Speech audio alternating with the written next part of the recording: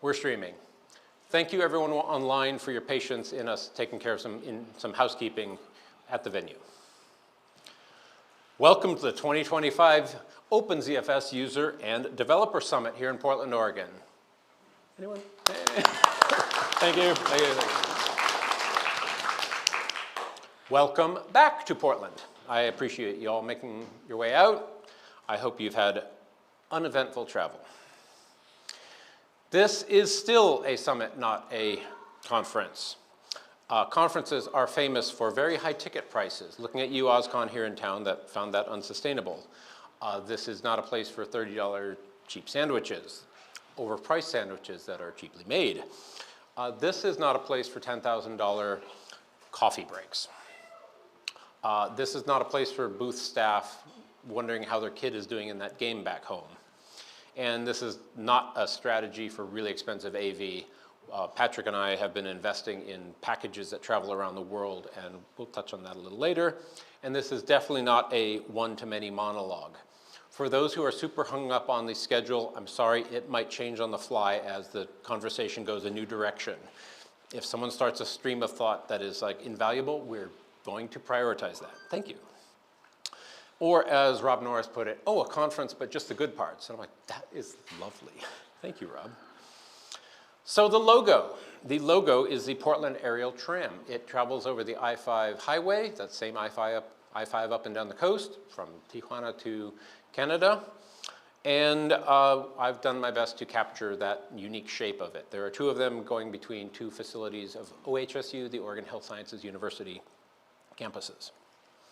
So some more fun facts. Welcome to the Oregon Latvian Center. I know we had a question of like, what's going on with all that? Well, there are centers and churches around the world. A big war kind of pushed us out to little corners of the world, sometimes voluntarily, sometimes involuntarily, and fun facts like, hey, the Levi's jeans person was Latvian, and last year I did more history on things like the Christmas tree was invented in Riga, but I won't go too deep in that. I'll look to the future here.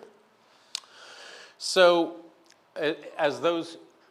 for those of you in the house, you can see that there are still tapestries on the walls and various things, and the pattern of the floor is carefully laid out based on inspired by patterns, etc., and there's a flag behind me. But occasionally we make new cultural contributions after this 1,000 years of doing this. So we like to sing and dance, often at the same time. Every few years there is a dance festival and a separate song festival or a combined festival with like 40,000 of your best friends just rocking out.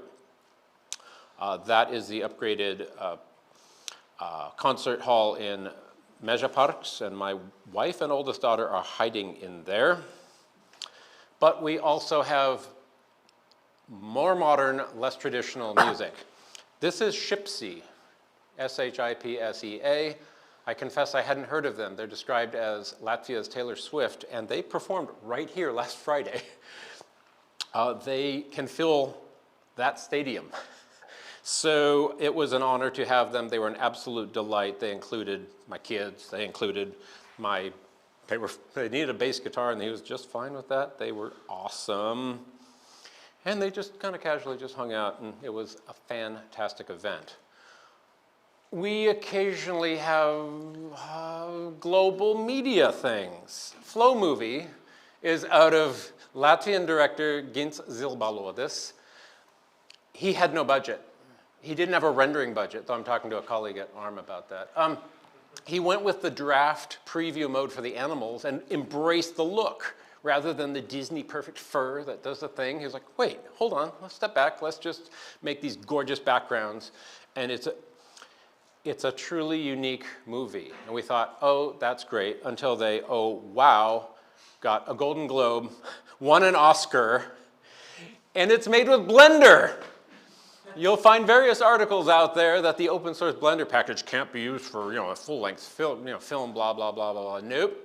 So in a series of months, there were the greatest days for open source filmmaking and Latvian filmmaking in one swoop. So I'm like, yeah, good work, Gins.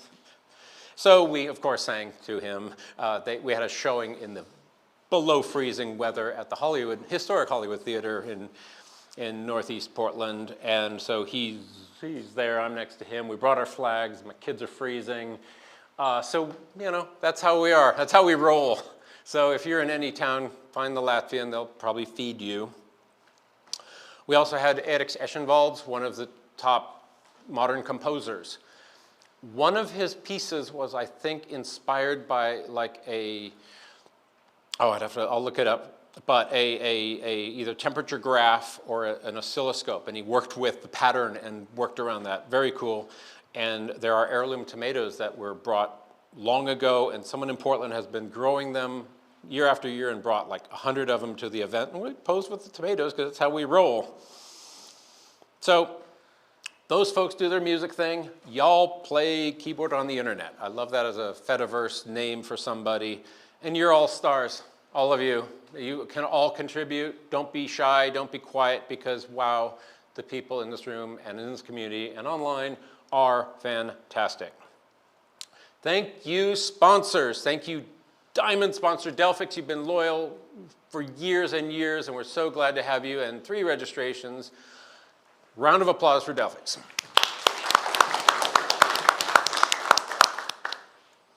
Thank you, AWS. They have a very compelling, interesting ZFS-based solution that we're hearing more and more about. So thank you, AWS. We expect great things from you.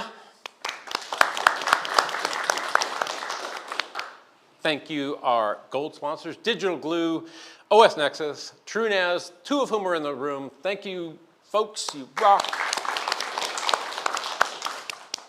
Thank you, Clara Systems. Making a big name for yourselves. Love it. Great work. Just to look around and see the consultants and clients and providers in the room is fantastic. I'm sure you'll have some great conversation in the hallway. We'll drag some tables out if you just want to go disappear and discuss, no worries. And a rather unique sponsor, a local company, Capital Auto Group, one of the oldest car dealerships in Oregon, who I've been working with. I've helped with a hardware refresh. Their rep, Levi, has been helping with the network. Thank you, Capital and Clara. And finally, the oh my gosh thank yous, the kitchen crew, the planning crew. Lisa and Andrew, who are in front, you're welcome to come on in and get some showered applause, because yesterday watching them dial in the audio was mind-blowing, because I was busy making badges. We all had our different tasks. Stu's running the kitchen crew. Thank you, Stu, largely single-handedly, with some of us warm bodies bringing stuff. So Matt has been part of this since the start. Karen has been helping out behind the scenes for years and years. They are delightful. Matthew will be here later in a few days. I typed this in and stumbled. Patrick and Stuart. So we've got Patrick doing AV, which is invaluable. And thank you, Patrick. You rock. We are making a very firm point of reusing equipment and purchasing equipment and using it around the world at events like EuroBSDCon, BSDCan, and we had to find the adapters to go from Croatia to Portland. So yeah, that's kind of the way we roll, and it's working out great. Stuart, again, kitchen crew, thank you, invaluable, heavy lifting. The food is generally awesome at this event in Portland. Let me know if it's not. Archie, Levi, and Jan helping out with the AV yesterday. It was great to watch you work, dial in, quality of service, you name it. Awesome, awesome, awesome. And Lisa and Andrew, who are in front, and I hope you can hear us. Thank you so much. And your name here, we're always looking for a little help. And just this morning, we had helpers right off the bat. Thank you, Michael. Thank you, Prakash. Thank you, everybody. Awesome. Thank you. We can't do it alone. And we don't want to pay people who don't care to do this. That's one thing about conferences where it's like you have an AV crew that couldn't care less about the technology. You've got a booth staff who are away from their game. There's just no one's happy. I want you to be happy. So, moving on. That was last year. Patrick dialing in before we upgraded many, many different things. Thank you, production users. Show of hands, does anyone not know what I'm referring to? No way. Okay, well, I'll still mention it for the stream. Years and years ago, there was a Beehive call about the Beehive hypervisor. And it was for developers only. It was kind of closed door. And when the maintainership changed, I stepped in and opened up gradually to invite more people. And we talked about the Beehive hypervisor. But then it turned out that just about everyone's using ZFS. So we then spent another 90 minutes talking about ZFS. And I'm like, well, I think we're collectively onto something. Like, there's this demand, if you will. So I put together, I said, how about Wednesdays? Fine, we'll do a ZFS call, an OpenZFS call. And that's been going for a few years now. I think, Andrew, you've actually attended more calls than I have, which is impressive. That's hard to do because I moderate the darn things. Jan is catching up on really always being there. And show of hands, who's been on a call? Boom, boom, boom. 1, 2, 3, 4, 5, 6, 7, 8, 9, 10. Cool. That's like just under half the group. Plus the stream, you're welcome to raise hands if you like. But anyway, thank you so much for all of that, because the cadence is critical to this. The planning has been a part of the calls lately, because these big swings, as Matt puts it, these big lumbering, shuddering, hard work cadence of most events, where you do nothing for 6 months and then you go crazy for 3 and then you freak out for a week. It's like, well, if you spread that out, be it for development, be it for event planning, be it for life, whatever, the cadence is critical. So having a weekly call has just proven really handy, and it's informal, drop in, be a fly on the wall, watch the recording, and here's the secret to the calls. Go there, find the document for the topic of interest of the 3, put in your question. If it's a good question, we'll talk about it, and you just wait for the recording. There's nothing more to it, and I take the best notes I can. Just read it in real time. You don't even have to spend a minute with it synchronously.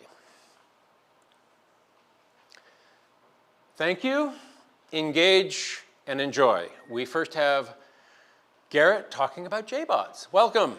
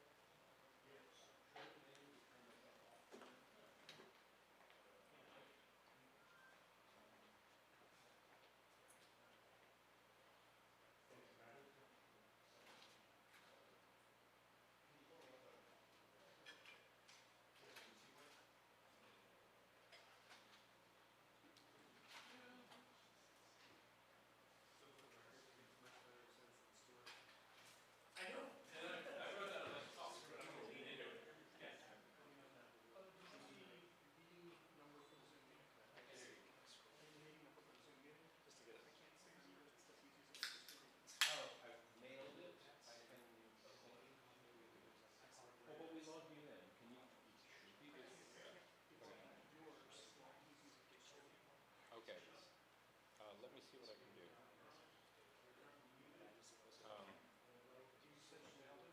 I sent it to the participants, but I guess we kind of know them so much.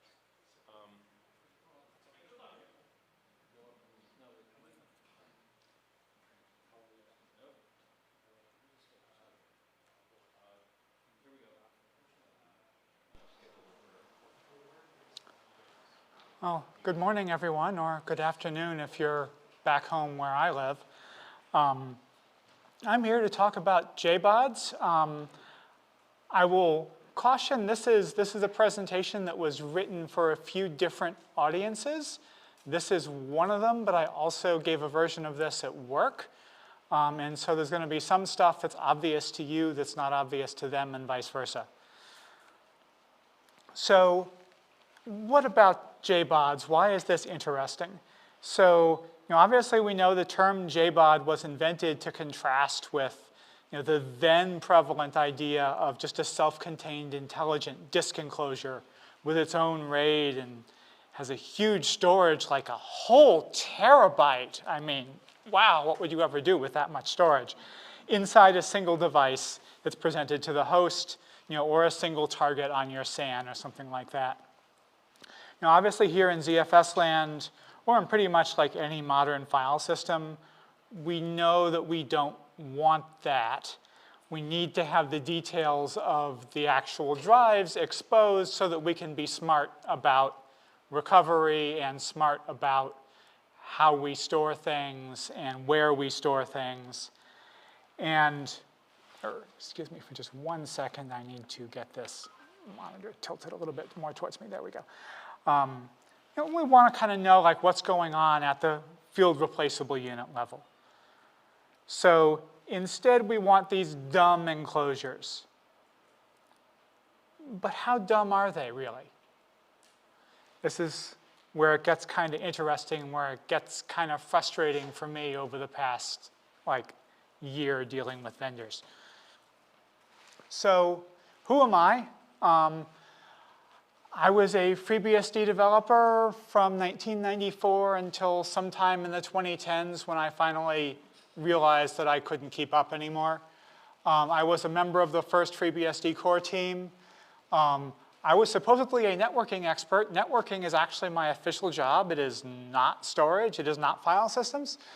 I've been on the technical staff at MIT Laboratory for Computer Science, now the Computer Science and Artificial Intelligence Laboratory, which they tell me I need to slow down to say because nobody can understand if I say it at full speed, since 1994. I've been running the network since 1997. And I became like the NFS administrator by accident in 2010. And I'll explain a little bit about how that happened in a few slides. We also have AFS, now OraStoreFS, which came out of CMU and then IBM and has like nice security, which NFS does not.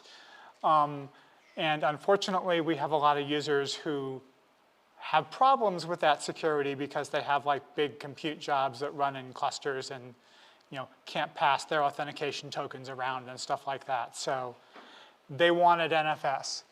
And we also have Ceph, which is the backing store for our private cloud, but those are other people. I talk with them every day, but that's not what I'm here to talk about. I am the only FreeBSD person in a group of 12 Linux people, so it is welcome that OpenZFS now exists and we can run ZFS on Linux, and so we can actually have some commonality. I'm keeping all the NFS stuff, and so I'm running it all on FreeBSD. But our default server install for the Linux side, is running ZFS now too. So this is this place, right? The AI lab, I say it started in 1972 because that's when they broke off. Originally, it goes back to 1959, but there's lots of organizational shuffling. They had centralized infrastructure. My lab, the Laboratory for Computer Science, did not. Everything was decentralized. And everything ran on PDP-10s and list machines and stuff like that. Eventually, after all the PDP-10s were shipped out of the machine room in 1989, they ended up with basically a Sun and then NetApp NFS infrastructure with basically no security whatsoever. And that was a problem. All the LCS groups did their own thing. A bunch of them had NetApps. The merged lab is sort of all of these put together, or was all of these put together, and a bunch of other new stuff that we then had to develop because, oh my God, you've got 800 users. We can't just keep on managing this as everyone logs in as root on the mail server to edit the aliases file. That just doesn't work. And we have we have 5 machine rooms. One of them is in an off-campus data center. 4 of them are in our building on campus. We are, if not the last, pretty close to the last people on campus to actually have data center space. Because the people in the provost's office, they hate with a passion using what they think of as valuable Cambridge real estate for data centers. And they've been pushing everyone to move off campus, and they've mostly been successful. But unfortunately, that off-campus data center has one whole day every year of scheduled downtime.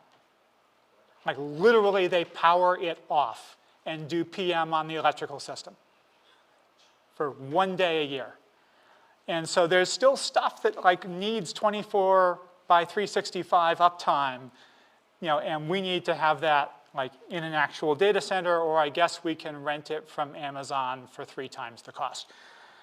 Apologies for any Amazon people who were listening, but I mean, you know what your pricing model is. Okay, so here we are. It's back in 2010. We had this Blue Arc thing, which is what replaced all the NetApp stuff. It needed a renewal. It was like $1 million. Our annual budget for like capital stuff, back then was like 300,000. Now it's like 600,000. No way we were going to pay $1 million for new Blue Arc stuff. But we didn't know what to do. And so I said, hey, this research partner of ours gave us this huge pile of equipment. Why don't we just like install FreeBSD and ZFS and like set up a nice disk array? And each one of these systems that they gave us had like 4 24-drive disk shelves. Back when that was a lot. So 96 drives, and a 2U server to run them. I mean, this was like a pretty nice system. And we put 2 16-lane HBAs in the servers. And we set it up without daisy chaining. That's like 1 4-lane SAS port per HBA per shelf. So like this was like ridiculously redundant. So that's what it looked like. Originally, they gave us 2 terabyte drives. Like the second donation, they gave us 3 terabyte drives, and we actually spent money to put 6 terabyte drives in these things. Lots of redundancy, but the density is just not really good enough. And when we started to have to move stuff out to that off-campus data center, the people who ran that data center said, no, this is too low density. You need to, you can't like take half a rack with just 1 NFS server. And since each of these shelves, like all the JBODs that I've ever seen, at least the SAS ones, have redundant I/O modules, we actually built this. When I was building this, I said, hey, let's have this be like super survivable, because I don't have any experience with this hardware. I don't know how reliable like these I/O modules are, these HBAs are. So like, I literally did some testing with these where we like just powered off one of these drive shelves, and the RAID layout was set up. We used RAID Z2, striped 2 drives per shelf. So we could totally survive like just powering off one of these shelves or unplugging one of these shelves. And it was great, except for, well, some other things. Oops. Oh, and this is just some video. I think this must be from when it was running a scrub, and our machine room was also a lot quieter back then. I can like lean forward a little bit. Maybe you can hear it on the audio. And it was a nice setup, but again, it took up too much space. So changing gears a little bit. So FreeBSD has this geom multipath. It works, but it is kind of opinionated in a way that I believe is wrong. I understand where the author is coming from, because back in the days of like you're on a legacy SAN with Fibre Channel, and like all of these like SAS or whatever Fibre Channel addresses can be reprogrammed or maybe even be faked by your switch doing some weird ass zoning thing. And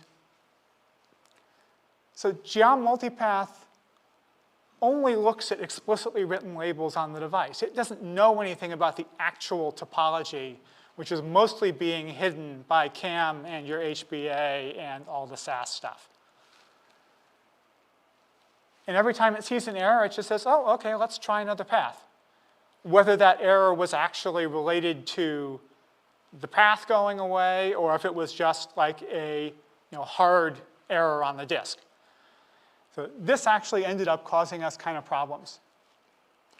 It supports, theoretically, it supports active-active mode, but we never found there was any performance benefit to that. And actually, we found that it made performance worse. And so I was sort of wondering, oh, why isn't performance as good as I think it should be, given what we've got? And one of the questions is, well, are these paths really independent? What is going on inside this big disk enclosure? Because we know, there's a lot of disks in this enclosure. There are not as many SAS lanes going in as there are disks. And, are we actually using this resource properly? Are they independent? And if they're not independent, maybe we should just put all 8 lanes together rather than trying to multipath across them. That was suggested to me when I was here at this event last year. We've done some of that, not 100%, because some of the machines are a bit more difficult. But I always wonder, what happens if one of those I/O modules does fail, and we've got all 8 lanes going into one I/O module?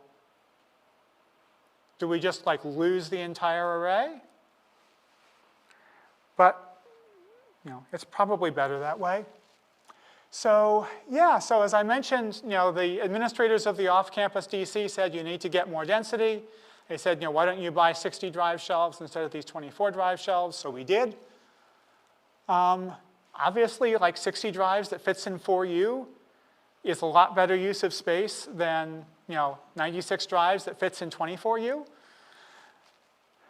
And we didn't actually, at the time we were building these, we didn't tell the vendors, hey, we want lots of detail about how these things work.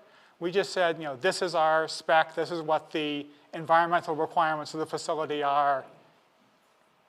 Give us a proposal.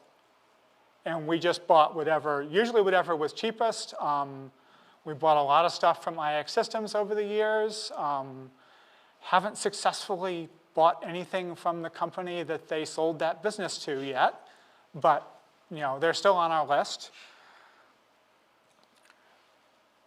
And one of the things that we discovered, because we bought, we have 20 of these servers. They're not all of this 60 drive version, but a lot of them are.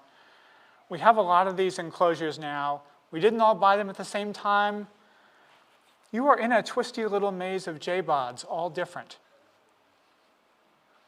How do we know this? Well, let me count the ways. First, they don't all appear to have the same number of enclosure services devices. You kind of expect, that what this would be when you bought one of these JBODs was, well, this is some white box vendor that bought a very generic chip factory SAS expander and plopped it on a board and sold it. And it doesn't turn out to be what it is. You'd expect to see, just 2 enclosure services devices. That didn't turn out to be the same thing either. So, yeah. Which one is this?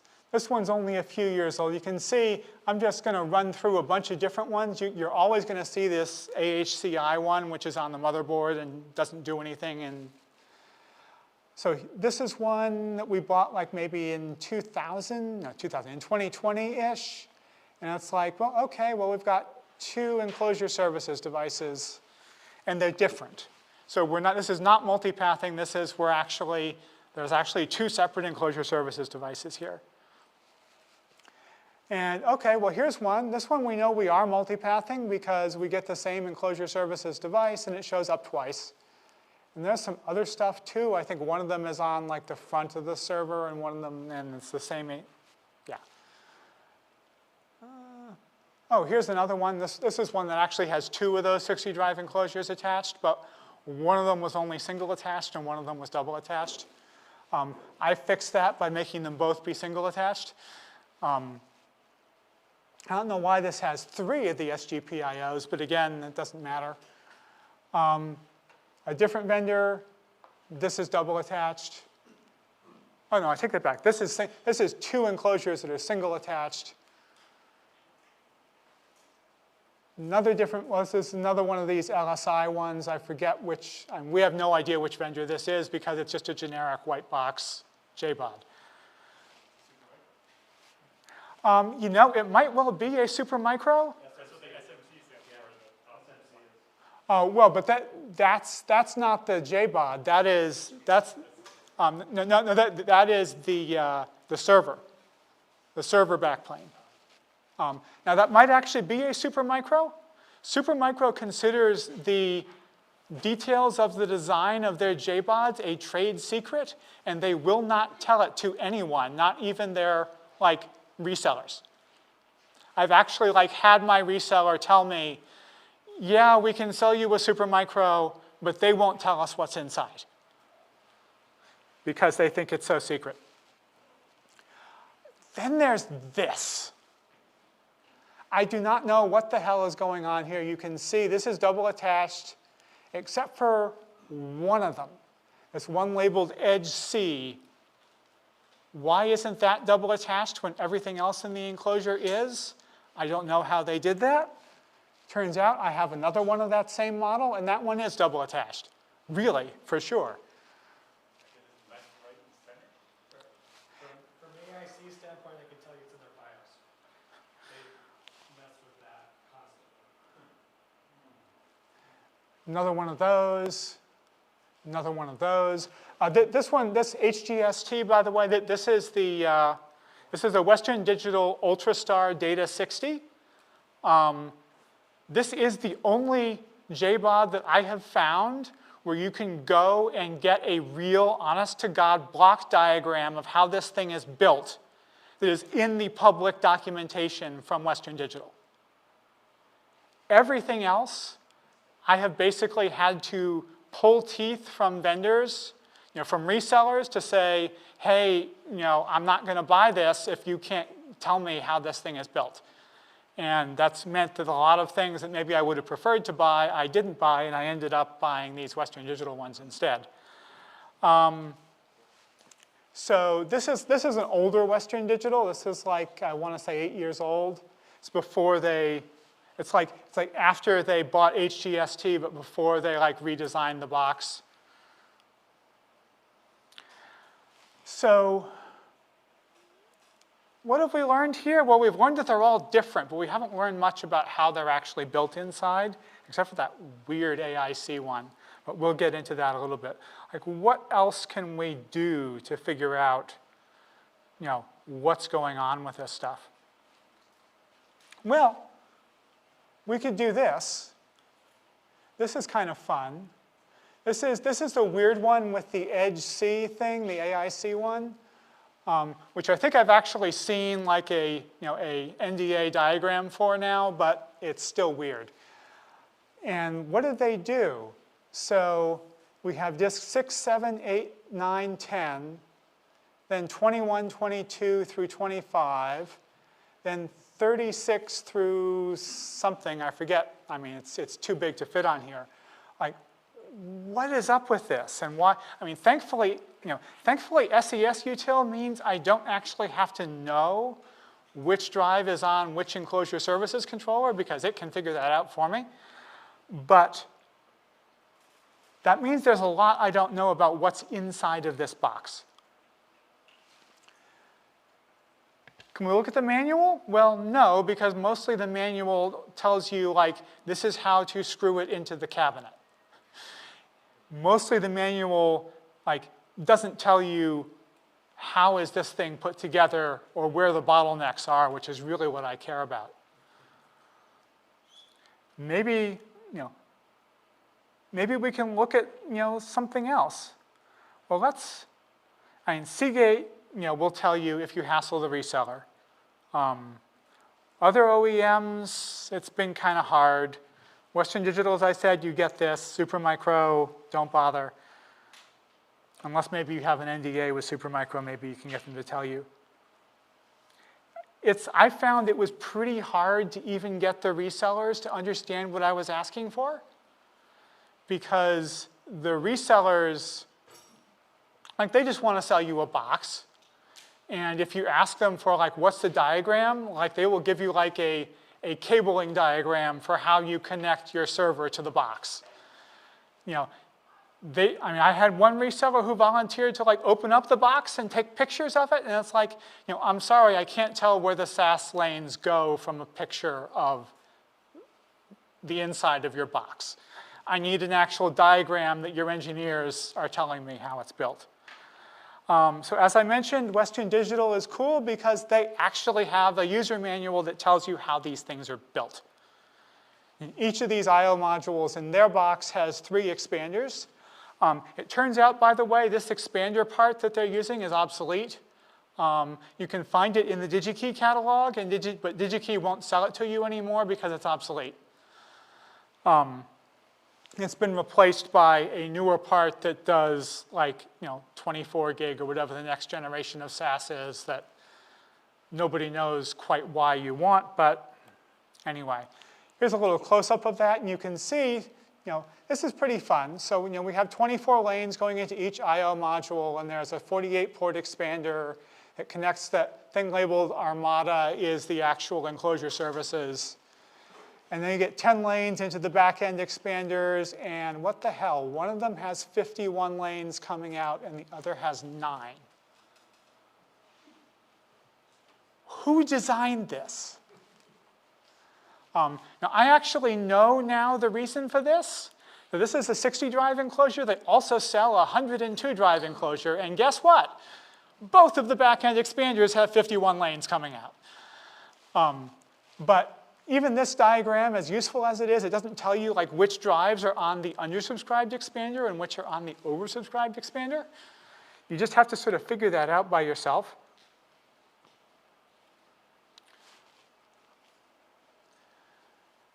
So there's a way you can do this. You can use the serial management protocol sometimes to look at pieces of this. Unfortunately, we can do some of the stuff with FreeBSD CAM tools, CAM control, which I'll show in a minute, can tell you what's connected to the same expander as this device. But CAM has no way of directly addressing an expander.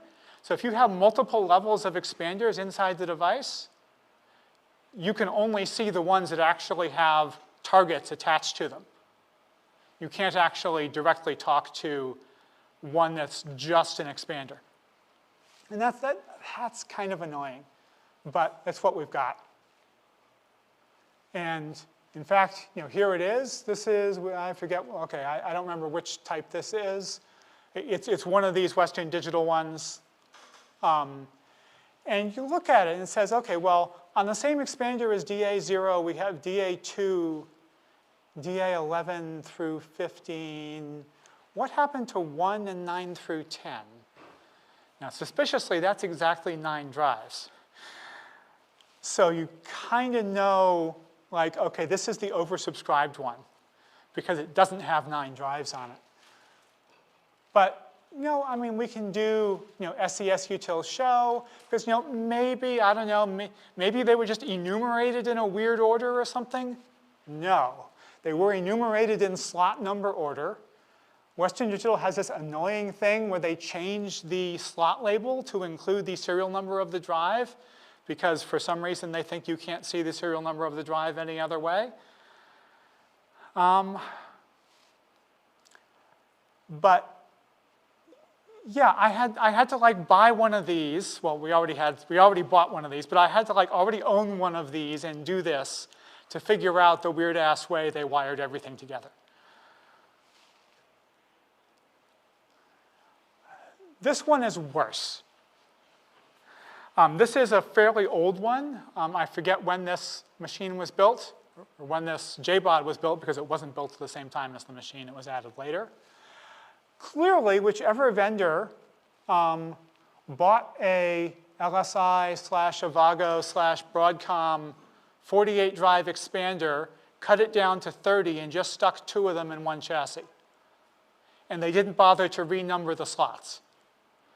So we have, this one thinks it has 2 sets of slots, slots 1 through 30, in the same expander.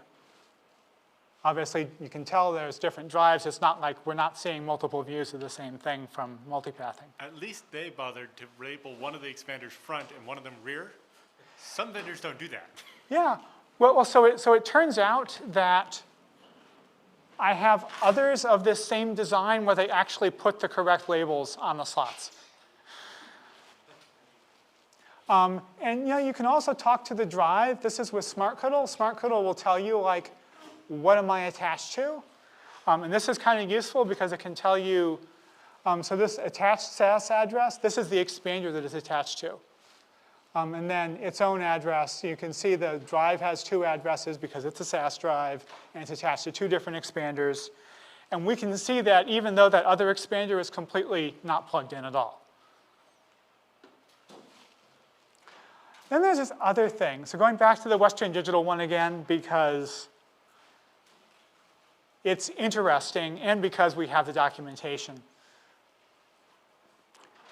There's 3 SAS lanes going between the 2 front side expanders. So in theory, you would think this would allow you to basically multipath if you like lost a backside, but no, these 3 lanes don't show up at all.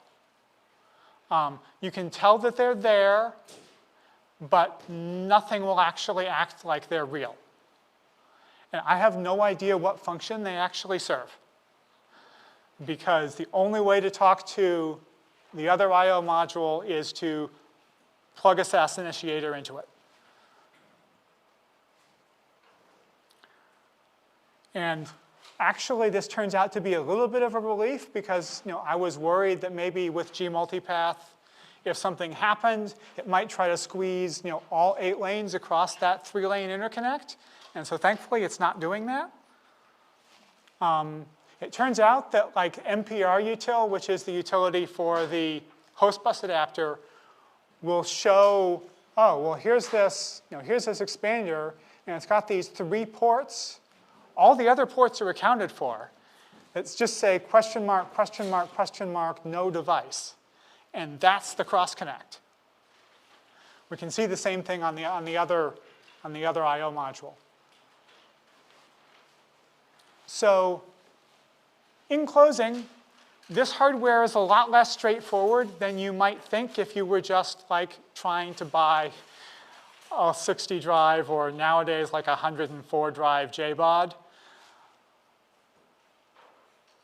Even things that look exactly the same aren't. And you often can't tell until you plug them in and actually try to map out what's inside. And the HBA will hide a lot of this from you. And you often don't want it to, or in the alternative, you would like it to hide more. Because this is kind of a bad state where you would really prefer that you would be able to tell either what exactly is going on, or you would prefer for the HBA to just handle all of it and not some of it.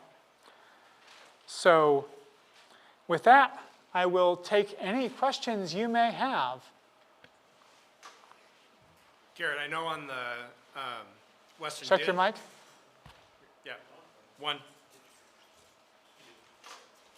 So I know on the Western Digitals, because we use the 102s a lot, Redfish actually does a lot of that translation for you. I know AIC's implementation of it is nowhere near ideal. Crap. How about the other, have you tried that with any of the other JBOD arrays that you've played with to compare and contrast Have I tried what? with Redfish We don't use that at all? at all.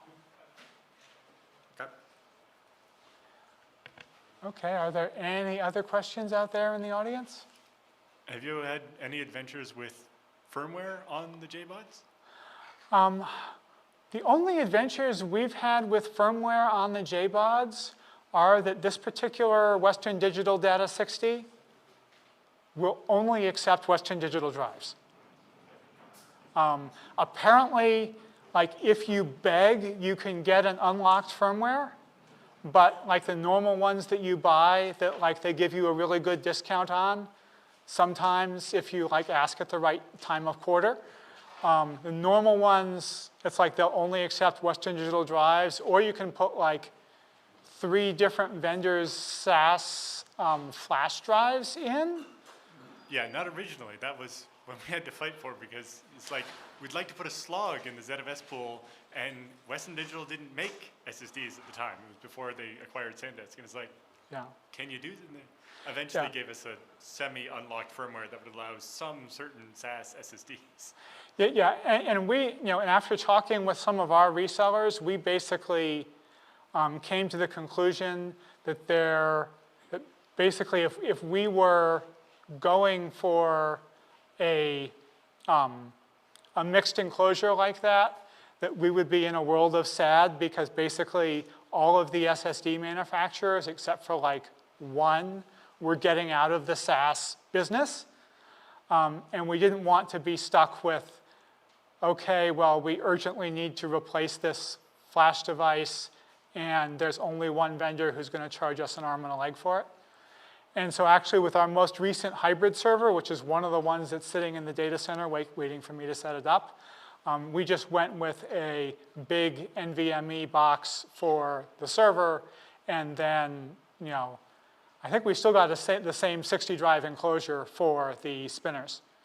And that worked out reasonably well. We originally, for the off-campus data center, we were originally hoping that we would get the Seagate 104 drive enclosure. It doesn't fit. It is too long. Deep in the rack? It is too long to fit in our 48-inch cabinets in the newer, yeah. And I mean, in all of our old machine rooms on campus were built when we built the new building, which is this building pictured here on the slide, in 2003, 2004. And they're, I want to say, like 38 or 40 inches deep, and they have much less room. And so these 60 drive JBods will actually fit. Whereas like the vendors really want to sell us like, oh, why don't you try our 92 drive? And it's like, I don't have cabinets that are that deep. And so that's sort of, yes? We actually have a question coming in on Zoom. I'm going to unmute Zoom now. Okay. Go ahead, Jan.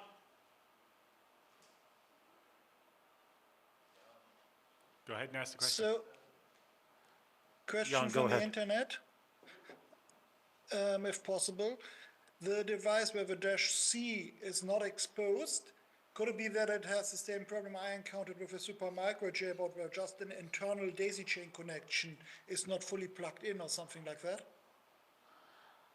I mean, that's certainly possible. It's an old enclosure, and we're not really inclined to investigate beyond, it's obviously, it's out of warranty at this point.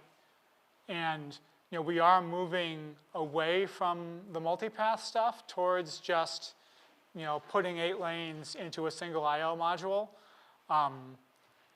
which actually at our last scheduled downtime I did on several of our servers, but not all of them because some of them, frankly, the wiring is kind of scary. And actually on one of them I even found out that I had thought it was only single paths and it was actually multipath, but just at some point when the JBOD got moved, the mini SAS cable wasn't fully plugged in, and so it just never recognized the second path. And so, well, okay, well, obviously I can just switch this over to the other I/O module and get, 8 lanes instead of 4. That's much better. So, regarding geo-multipathing, I found out the hard way that it is one of the few geo modules which does not support direct dispatch. So if you have a big enough JBOD, it's all going through the geom up and down threads. Basically, you have one thread for reads, one for writes, or the other way around. And it's a massive bottleneck, and yeah. Yeah, and that is certainly something helpful to be aware of. So, Yeah. yeah. Yeah, I mean, and we actually, so on the servers that had multipath before, we're still running with gmultipath now. It's just it only has one path. Because we were depending on those gmultipath labels. Because we go back doing this, I started doing this, as I said, in 2010s. That's 15 years ago. That's before there even was an SES util. And so we depend on those gmultipath labels to know which drive was which before we had the ability to see which drive was which.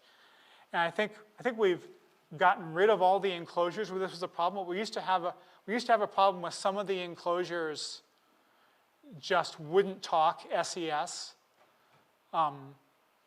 And we still kind of need to know, how do we figure out which drive this is if we can't flash the locator light, Yeah, because one of the other most annoying things is every vendor, or even 2 JBods from the same vendor will decide to number the ports physically differently. Like, do they start from 0 or do they start from 1? Do they start in the lower left corner and go up and across, or do they go across and up? And it's different every single time. Yeah. The other one we ran into with a different university was, it turns out their JBOD had these toolless trays that only fit one brand of hard drive. So you couldn't put different disks in it because the tray physically wouldn't accept the hard drive, because it was a screwless thing that fit the mold of the bottom of Western Digital hard drives, but wouldn't fit any other kind of hard drive. Well, I guess that's one way to be sure that you don't mistakenly try to plug in another vendor's hard drive.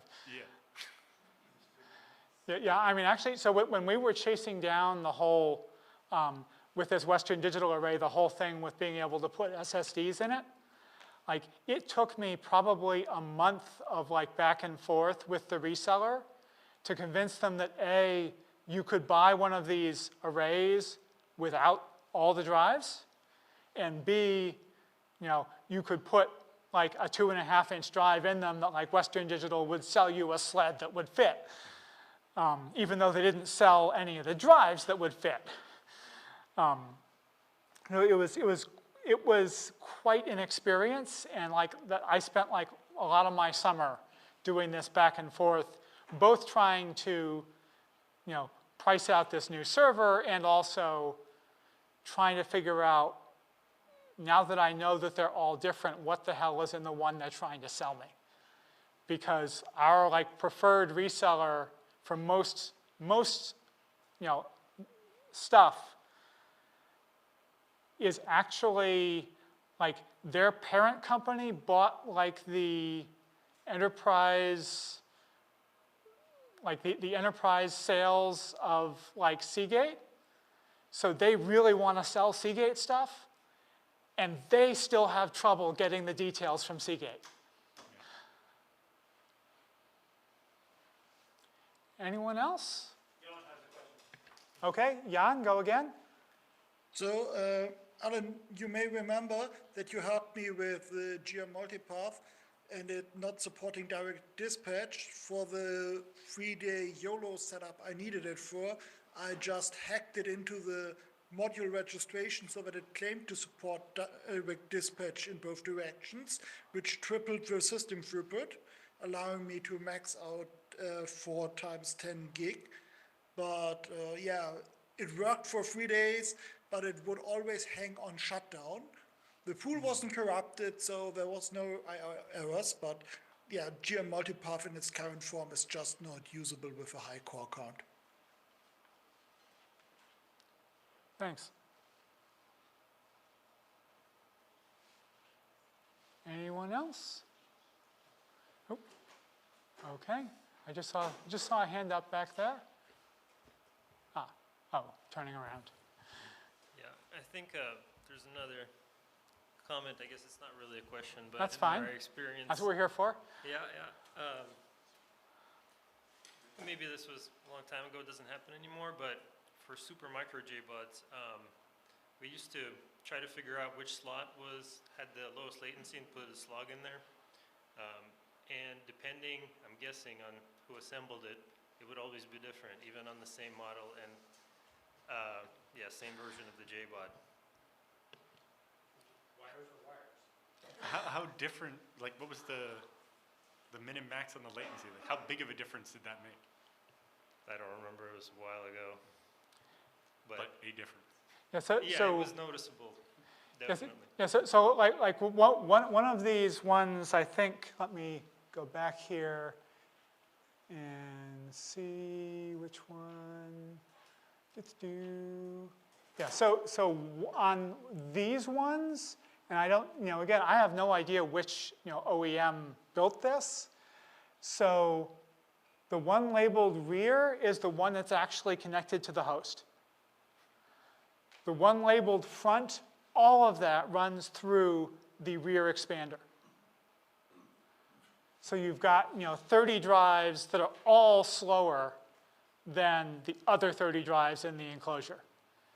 And of course, they don't tell you. You just have to figure it out by trying to puzzle together the topology.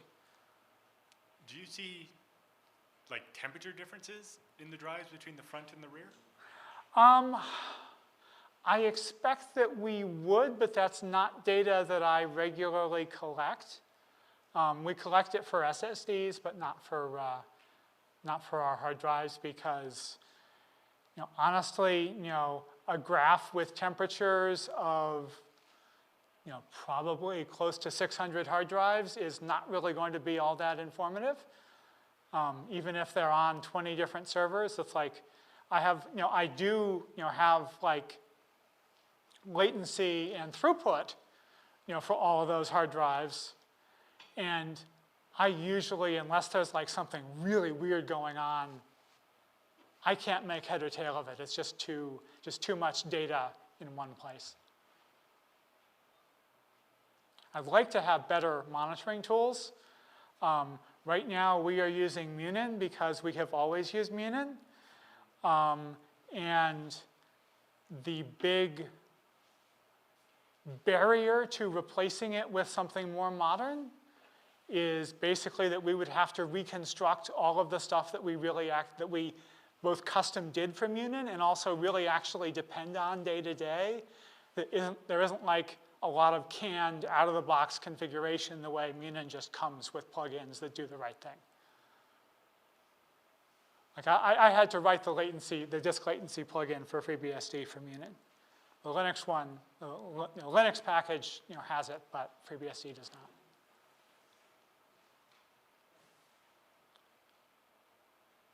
Maybe another question then. How often do you find, not necessarily specific to JBuds, but one failing hard drive dragging down the performance of a whole pool? I think that is the general case.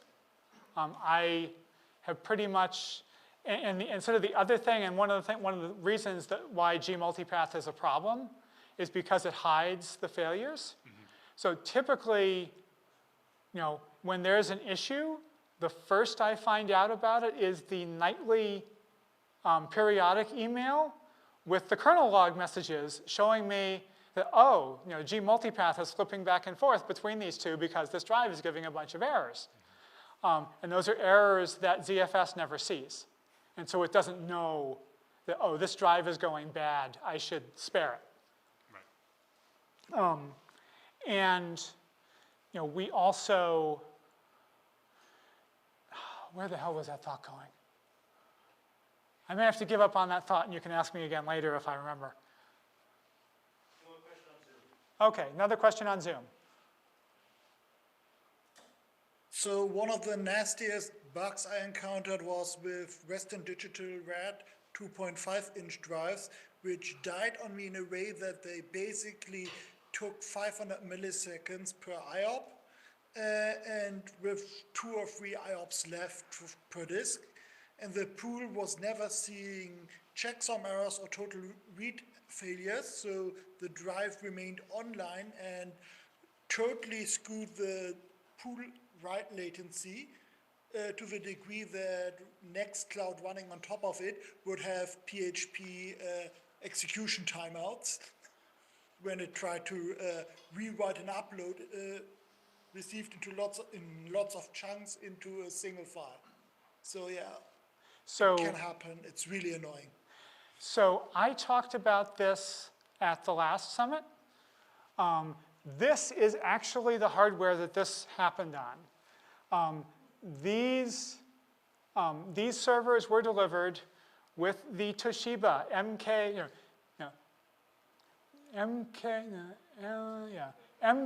2001 TRKB, 2 terabyte and 3 terabyte drives.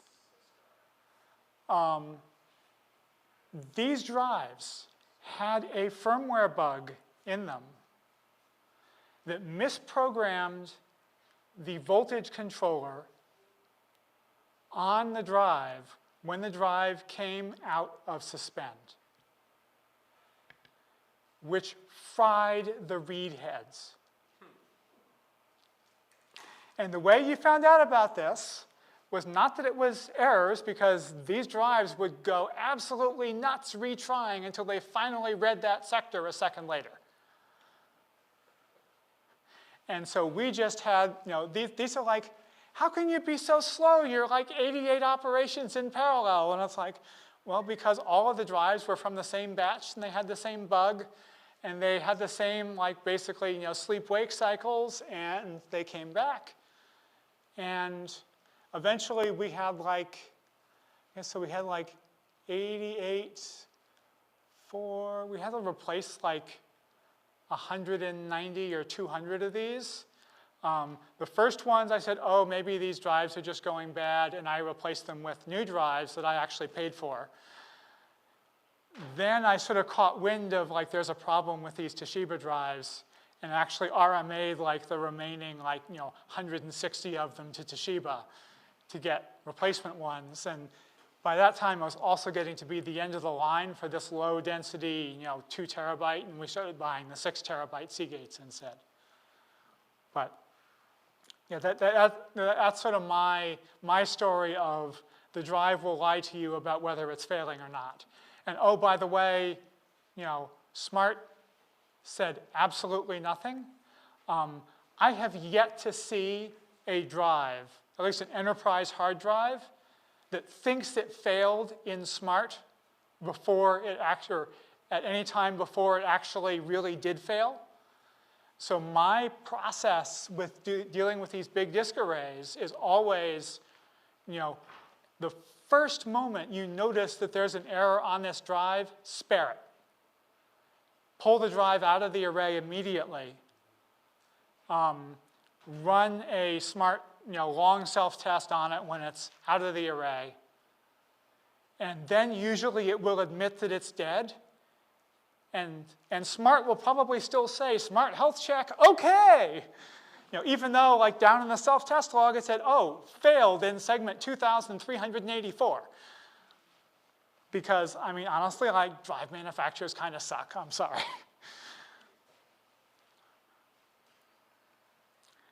Okay, we are almost 50 minutes in, so I think unless there's some more, I will unplug and we'll go on to the next thing. Thanks, everyone.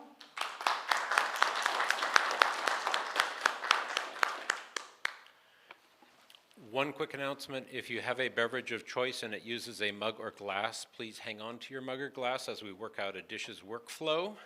And we can give you tape and such to label them if you want. And lunch is here. It'll take us just a second to get that sort of sorted out. Go ahead and wash up or whatever you want to do. And Rod's neat, let's eat. Did anyone get the joke? Oh, man. Bombing. Did Stu make a stew? He made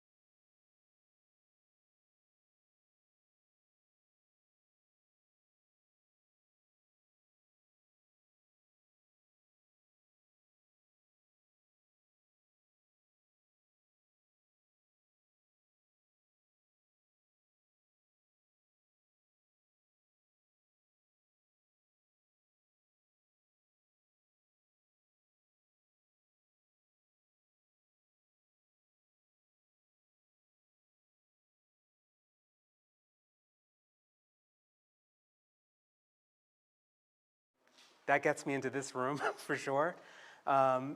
So I've been through Y2K disasters that didn't happen, SEC compliance nightmares,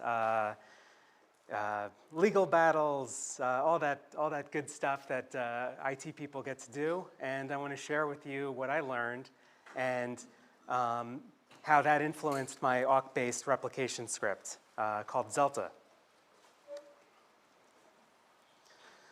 So about me, I've been building infrastructure for 25 years. I'm a sysadmin and fractional CTO for clients in New York City. I work mostly in financial services, healthcare, and other clients that have serious regulatory needs like law firms and others.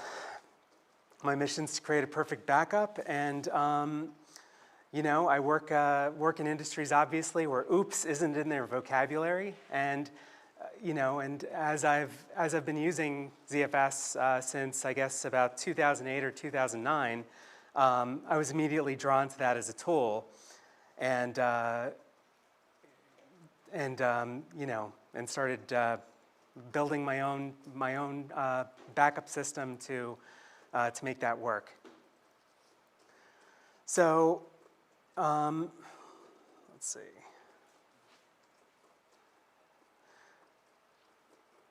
Yeah, so my journey through compliance hell.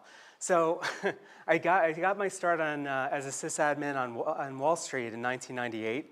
So I worked for Jeffries and Company, which is a major broker-dealer and investment bank. And you know, at that point, I learned that whoever controls the blocks controls the universe. We had to make a plan to figure out how to get the Jersey City office completely moved over with a skeleton crew to the disaster recovery sites. And we did that pretty much with DD. You know, basically back in the day, it was just streaming blocks, just like we kind of do now. And then in 2000 to 2002, I became a VP of IT on Wall Street, where we were dealing with SEC regulations and understood that your backup is you know, a legal requirement. It's not just for the safety of what you're backing up. And then as of 2019, I started building out my own hybrid cloud infrastructure. And that was mostly a cost-saving idea, but at the same time, we also, you know, wanted to have total control over the data of my clients. So I've had to deal with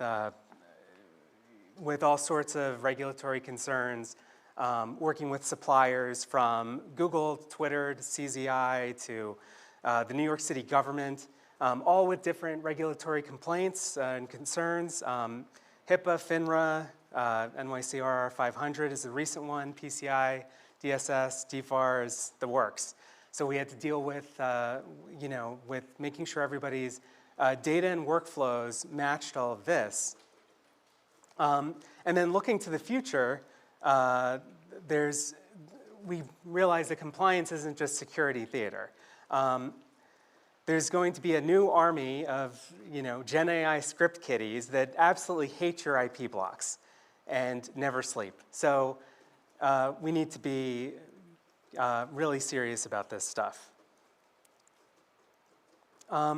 So I've developed over the years a set of backup principles that I've been going for.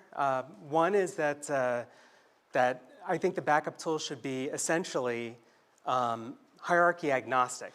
So it shouldn't care about the names of the data sets and instead should look into metadata. I never want to destroy data because that's your audit trail. I want everything to work remotely and recursively, and I want to detect and use the best available features at all times. And you know, additionally, I want to have some shortcuts that can help you out at 3 a.m. If some emergency occurs, and you need to roll back, you need enough safety without you know, the pure power of ZFS.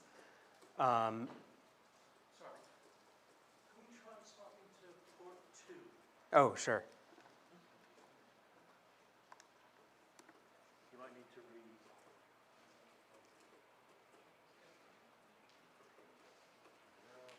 All right.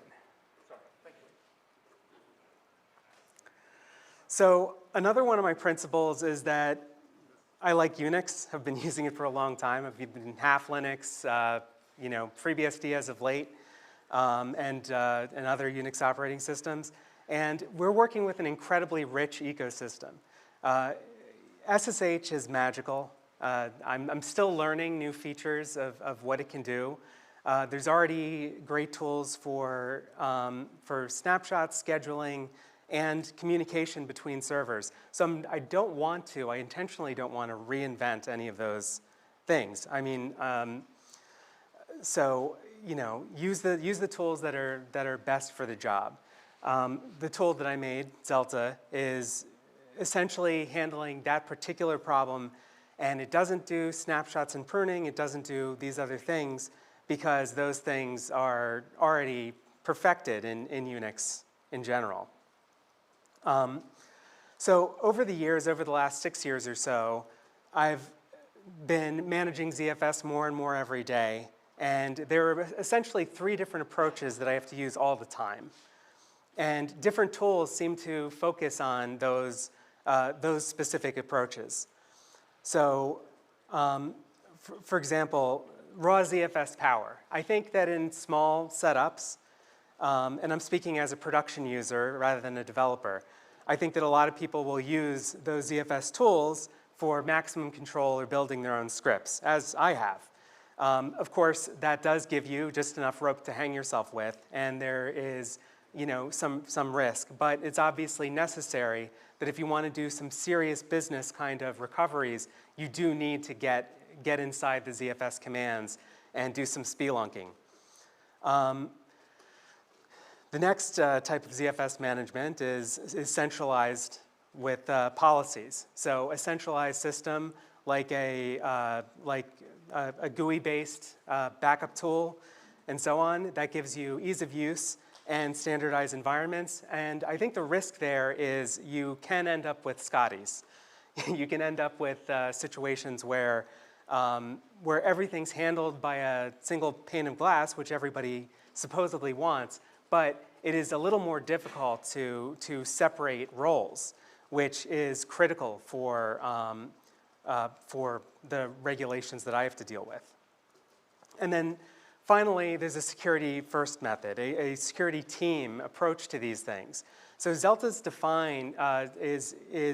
is built to work with ZFS allow. It is assuming that nobody has access to any one specific choke point in the backup system. So there is never a standoff situation where, you know, your backup server can damage your production server or something like that, which is actually built into the DNA of some of these other centralized management tools. So I'd like to go over those different approaches and how I've written Zelta to help me do those more efficiently. And of course, I just want to mention that, you know, I'm not particularly selling Zelta here. I'm just saying that these approaches are critical for what we're doing. So the first is, you know, perfect precision in ZFS raw power. So in my previous Zelta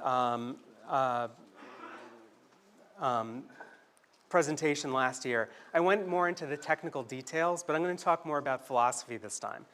So, you know, basically we want to use raw ZFS power when we're handling simple migrations, recovery. I mean, you pretty much want to, you know, want to at least have access to the ZFS commands when dealing with a recovery situation, and custom scripting. But as I say here, with great power comes great potential for career-limiting events. So I've definitely seen situations where someone's backup someone's backup workflow caused potential risks of spoliation of evidence in legal situations. And I've seen people get sanctioned for somehow producing a backup that was just too old for a case that they were involved in. Obviously, I can't go into many details there, but that's not a one-off event. And also, we want the raw power of ZFS when we're dealing with extremely locked down environments. So I've developed Zelta to just help me with those situations. For example, one of my clients, I get a VDI with no internet access. I can paste in a couple of scripts. Thankfully, Zelta's portable enough to help me with that. So all commands are already recursive by default. I have great portability. So to talk about portability, I've explicitly written, at least the version for now, completely in Kernighan awk and SH. And my requirement is SSH, which, as far as I know, works on most of your computers. So I'm going for extra super portable. I want to be able to talk to a TrueNAS 9 box and make it replicate to a modern ZFS box of any kind. For example, I want NFS to be able to, I want NetBSD to be able to replicate out of something which is lagging behind in some ZFS features. So I want absolute portability. Most of my QA is done in Linux, but my fleet for my private cloud is built completely in FreeBSD. So it's well tested with millions of snapshots in each one. Now, in terms of my opinionation, I'm making some choices that the ZFS commands didn't make at all, but I think are useful for daily recovery work and daily backup work. So it is, Zelta backup. So I've actually decided to make my scripts set read-only on their first replication. So the backup is a backup. It simply, it resets mount points. It doesn't do anything that could surprise you.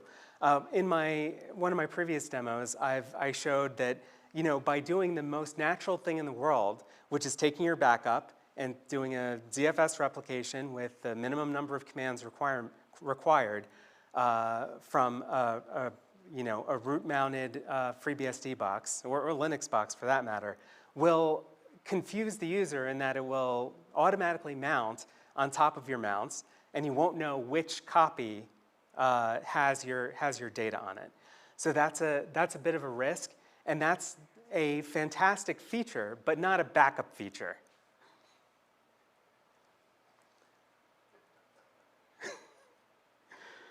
So yes, so Zelta backup really means backup. Here's some examples of my commands. So Zelta backup will snap, set read-only, and so on. And Zelta match will describe if two data sets are in sync. This is hugely helpful. When I've gone to organizations and they have an old backup, they've set things up without me. I want to know what's going on. And Zelta match is a tool that I use to probe and see if the data sets and all of their histories are similar. So that's something that I use frequently. And then for recovery, of course, there should be some shortcuts. We assume that ZFS is going to mount something when you replicate it, but maybe that's not a good idea if you're planning to replicate onto it again, because it'll instantly cause the backup to diverge. The typical solution to that is ZFS receive -f and clobber potentially your history. We suggest you recursively clone those things. So anytime that you're looking at a backup, you want to check to make sure it's good. It takes absolutely no effort to simply clone those snapshots and make sure that they're good. So we added some training wheels for that. And then finally, one of my favorite features of ZFS, or of Zelta, and of ZFS is that we can simplify the process of rotating backup sets when some divergence has happened from the source. So I've created entire workflows based on my rotate function, where the target is always flipped. If the source changes, if the source diverges based on a clone or a rollback, the backup is kept intact, and it's sort of like a system log rotate. It'll rotate the target, and you keep the entire tree of data. So that is all of your that's your evidence of something that happened, some reason that you've rolled back. You now for sure have, including the sort of the clone point. You get everything on both boxes during a normal backup process. So this is an example of Zelta match, and it provides a plain language output. So basically language that even an auditor can understand. And a Zelta backup example. So since we're looking at metadata, we'll only replicate if there's a change to the source data. So an interesting thing about this is you can take Zelta and point it at two twin servers. So your primary and your failover, your primary and secondary, and simply point them at each other. So as long as you set read-only after your last replication, you can basically set two servers, have them point at each other, and they'll, in whichever one you decide to set read-write in boot, will automatically get replicated over to the other one. That's just a matter of putting both commands that respect each other and are opposite of each other in cron, and that's all it takes. You can also set your backup servers to pull from both of those places, and if you remember to set your read-only flag, they will not diverge, and you can back up directly from both of your both twin servers. So if you have a primary and secondary, you get everything everywhere. And then a little more information about, I think I already went over the rotate command, but it'll check for various types of diversions, like a source rename and clone or a rollback. It preserves the target changes, and it's an immutable replica history that satisfies any retention policy. So yeah, I also have used this for QA schedule. So if an application that's doing QA, we only want to store the deltas between the application as it's tested. Maybe you take a version in the morning, compile it, and run it. So we only have the deltas, but we can go back and get a very efficient history of everything that happened during the testing process from any day that the change happened. I've also used it for databases. So a database gets some interesting thing happens to a database, but it needs, for whatever reason, to roll back to a particular point every day. And we've set up rotations. So we can get a copy of the QA version of the database from any day at any point, and that can be incredibly useful. I think the next talk is actually going to go into some detail about some of that kind of idea. And it works recursively, like everything does. Works recursively over file system boundaries as long as the two replicas are within sync. So it will recursively do that rotate command. This is a shocking amount of ZFS command code to look through, a shocking amount of lists, figuring out which transaction group is which and from where and so on. So this tool makes it pretty easy for me to keep my evidence when I want it. So the other way people use ZFS is a centralized system. So I would say probably most people use it that way. They're going to use a single tool, a single one piece of YAML that takes care of everything, which of course has its big benefits here. So this was a bit of an evolution for me because I was like, oh, well, I do want to centralize everything, and also I want some other features. Like, for example, if my backup server is pulling from multiple sites, I can get quite a nice boost if I'm running from each site, and that's a separate thread. So, so 3 ZFS send receives if I'm pulling from 3 different sites. That can give us a big performance boost and get our backups done before morning comes. So I definitely wanted to have some of these great strengths from the operator approach. We want so fully centralized and standardized environments. So the changes that I did were, I think that a lot of times there's just too much, like, and this is true for snapshot cleanup tools like ZFS Snap as well, and some of these centralized replication tools. They really care about the name of the snapshots, which is fantastic. Everybody wants to everybody wants to sell your tool and make sure that they've only ever used that tool in that particular way. But that's not the reality of things. People have been using OpenZFS for a long time now, and there isn't always going to be an agreement between snapshot naming schemes and so on. So I want to focus on what matters, which is the transaction group and the metadata, and be agnostic about snapshot names. And I also want to make the assumption, so this is another opinionated choice, that I assume no root for anything. So I'm making those decisions, which are a little bit different than what most centralized command centers would typically use.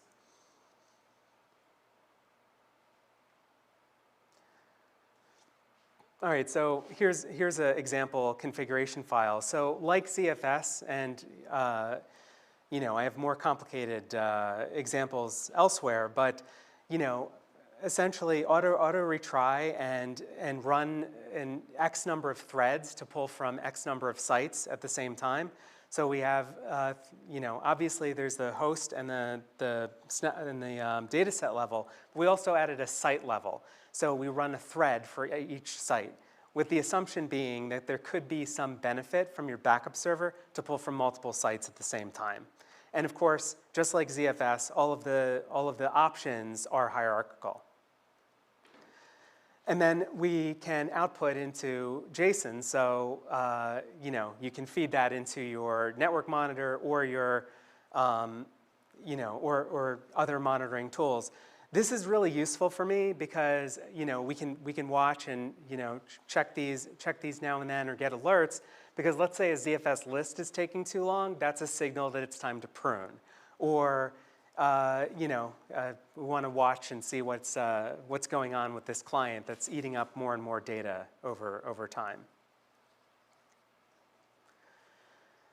And then finally, as I started to build out a private cloud, something occurred to me, which is part of my career path, which is for regulatory reasons, there are absolutely necessary reasons to separate all of the jobs that are involved in backup and retention. So we're focusing on 5 distinct roles, and this is more about implementation. This isn't something that's built into Zelta entirely. It's just the philosophical approach to this is assuming that there are different ways to handle these things. And the best way to the way to handle backups while protecting privacy and security of your users is to separate the different roles. So we have production, failover, snapshot, backup, and retention admins as separate roles, which fit perfectly well into the ZFS allow command. So my feeling is, because ZFS allow is so good, that should probably be in the DNA of backup tools that are really targeting people that have extreme regulatory needs. So if you're dealing with SEC or FINRA, like, you have to have separation of privileges. It's not an option. And sudo is not a universal command prefix. So based on that, are there additional like granularities or anything in ZFS allow you'd like to see? Like recently we upstreamed the ability to say this user is allowed to send a data set but only in raw form. So if you were using ZFS encryption, the backup software can take an encrypted backup of it, but it can't take an unencrypted backup of it. Yeah, that's great, Alan. I mean, that's But like, are there more like that? I was saying, yeah. what I we mean, were just that's talking about, one in particular that keeps me up at right night. now, there's the allow destroy, but there's no Allow snapshot destroy. Yes. Recursively, like you can limit destroy to be only children of this data set, which would be the snapshots, but it also includes children, which isn't necessarily what you want. Right. Are there even more of those that would be interesting given all the work you've been doing in this area? That's a good question. I have to think about that some more. I know that I would say yes. I think clone. Make a wish list. Yeah, there's definitely a wish list I'll provide. I think there's some interesting thing with clone boundaries. So it seems to me that when you replicate a clone, it has to be aware of the clone boundary. So a clone is not it references a snapshot, but it isn't a snapshot. And I think that there could be reasons why I would want to limit which clones somebody can replicate. And also on the flip side of that, it might be important to have some ZFS allow magic to reference a clone. So even if it's not in the same sort of volume tree. So in other words, I give ZFS allow to a particular data set. What if the clone isn't its parent clone isn't in that place? That could be a problem for a backup operator. But I mean, maybe that isn't a problem, and I just don't know it's not a problem. I'll have to experiment with that. But that's great. I will absolutely come up with a wish list for this. So I did have one question about the different privileges. I'm so glad your least privilege definition is, okay. Yeah. It's going to be on the next slide. Great. I'll let you finish then. Yeah. So right, privilege separation is gospel. So here's some basic ideas. Like a production admin, I wanted to snapshot, rename, and clone. The failover admin, depending on how we define that, we might want it to be able to receive as well. I mean, I would love to be able to say you're not allowed to snapshot if data hasn't changed, but I think that's more for tooling than it is for ZFS itself. A snapshot admin, I think that the snapshot admin actually should be a different job than the actual replicator. I think the replicator should have snapshot capabilities for sure, but I do think that RTO, RPO point should be set by a snapshot administrator. That should be a thought and a process and a cron job that's separate from the replication job. I don't think that those things should be intermingled necessarily. Business function at that point. Sorry? It's a business function at that point. Right. Yeah, there's two concerns. There's the replicas and then there's the snapshot and pruning. Are we, like a different user, a different team member might be making those decisions. And then the backup admin should have very little delete access, in my opinion. But then, once in a while, those ZFS list commands are starting to get a little hairy, starting to get a little long, and there has to be a retention admin that does that. In reality, I switched to root for certain things like this, but if the team was large enough, I think that these should be separate users and separate roles. There's really no reason to go into root with ZFS. Do you have use cases where you'd want to separate out the destroy a bit more?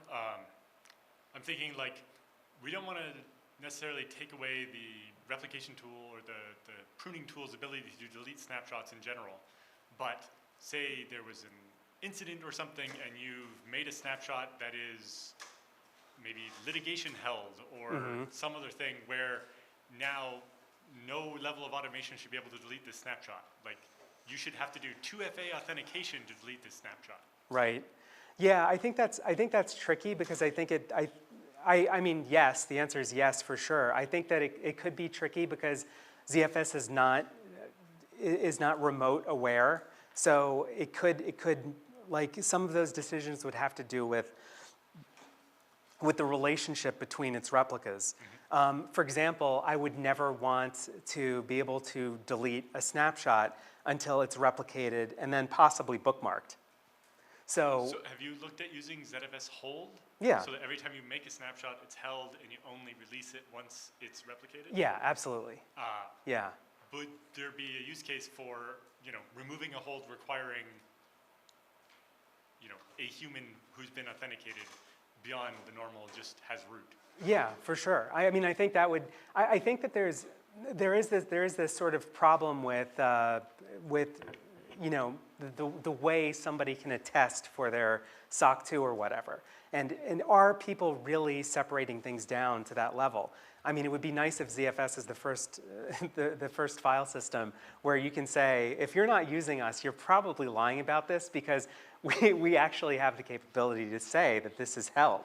This is held in an absolutely true way. There's also the inverse of that, which I was just thinking of while you were asking the question, is that there's sometimes situations where a certain amount of data should be redacted, and I don't know if the redact snapshot command is robust enough to handle specific edge cases. That is, go inside the snapshot and wipe out specific client data, for example. And being able to keep the audit trail. Exactly. That's the key of all of it. Of course. Right. I mean, I wrote redact, so if you have questions about how it works, Nice. I can answer them. What can you like? Can I?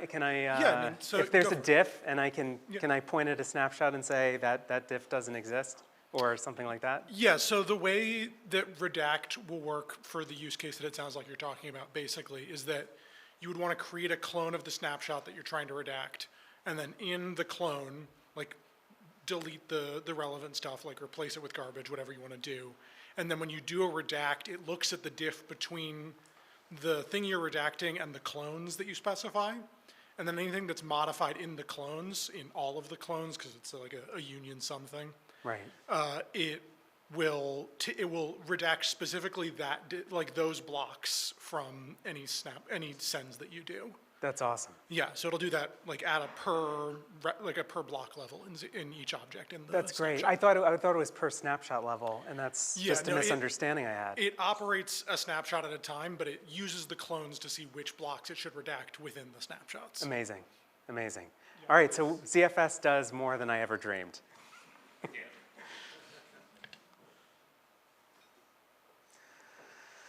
All right, so on my quest for the perfect backup. So what else could we do? I mean, ZFS is already really, really close, closer than I thought, evidently. But there are some things that I would like to do eventually, which might not be part of this super portable script that I wrote. Maybe it's a separate project or an offshoot project or something. But but from the portability perspective, I kind of think that there shouldn't need to be anything at all installed on the servers that have ZFS. So rather than, I typically run it on my backup server as a pull replication. So that is my primary servers tend to have the largest attack surface. My backup servers tend to have very little. They're not directly accessible, for example, and there's a pull backup. So that's reasonably paranoid, but maybe not paranoid enough. So I think that a nice backup tool could be like a bastion on any operating system. It doesn't really matter. It can be an OpenBSD bastion. Now, OpenBSD doesn't have ZFS support, but it could absolutely be a little appliance that wouldn't actually need anything but the ability to run awk for comparisons and run on a single machine and then orchestrate and initiate between two servers for that backup step. that means that the backup server itself does not need to have an SSH key at all to the production server. So your, so your retention manager, your retention job, wouldn't actually need to have access to the production server at all. They could go through, delete and redact what needs to be done, and still not have access to anything. And then, of course, that orchestrator machine wouldn't have access to delete anything. And an even better feature would be if you could limit only raw replications, then they couldn't even see the data. That would be incredible.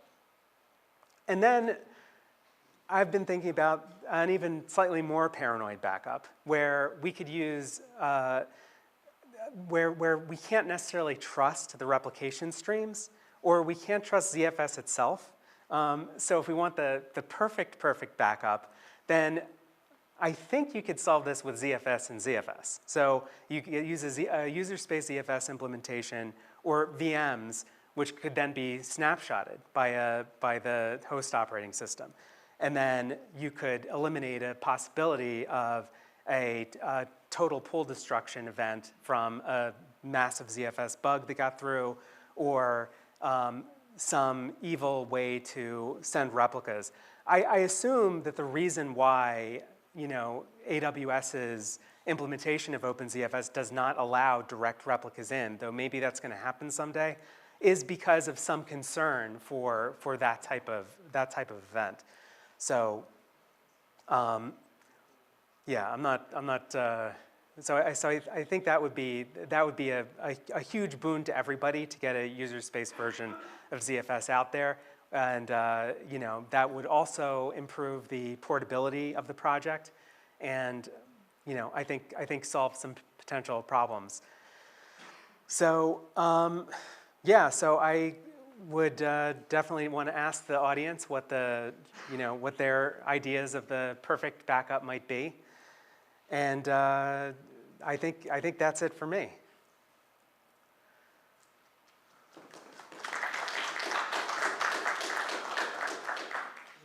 Show of hands who actually uses Delta.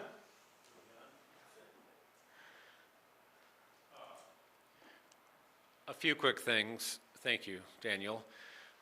A client of mine split the company into two after 40 years. And a NAS that is full of stuff from 40 years, where the boss's car is in the same directory as the forklift and I spent a week in Zelta just making sure that as I move stuff and split the baby, just make sure that everything's in sync, and it just tells you. It's like up to date, not up to date, up to date. So thank you for that. You're welcome. Eva's having technical difficulties. I could, if you like, describe briefly what we're doing, but it's not truly, it's more dtrace than ZFS, so it's kind of a little off topic. So I'm thinking we can jumble the schedule up some. And Alan, if you're willing to just do some kind of roundtable about this notion of what the improved auditing, for lack of a better term, could look like, if you're good to go. I know you're quite the nimble fella. And over lunch, someone had a topic idea, and I said, put it on the board, and I don't see anything on the board. Was it you, Alec, or something? What was your topic? So Salt is pulling out The Broadcom Salt module for ZFS. Is anyone using that tool? Wait, oh, did I see your hand go up? Yeah. Yeah, because that's who we're talking to. Okay, is that something to touch on or catch people up on? How about this? We could generalize this a little bit because Oh, yeah. Of course, Jan has a bunch of questions.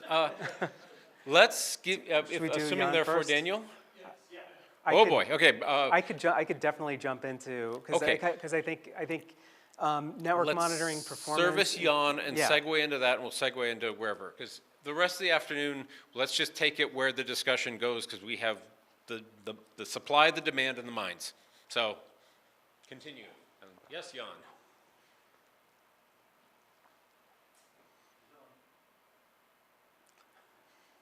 I haven't added auto about bookmarks yet, Jan. Stop asking. Hey, Jan, you still there?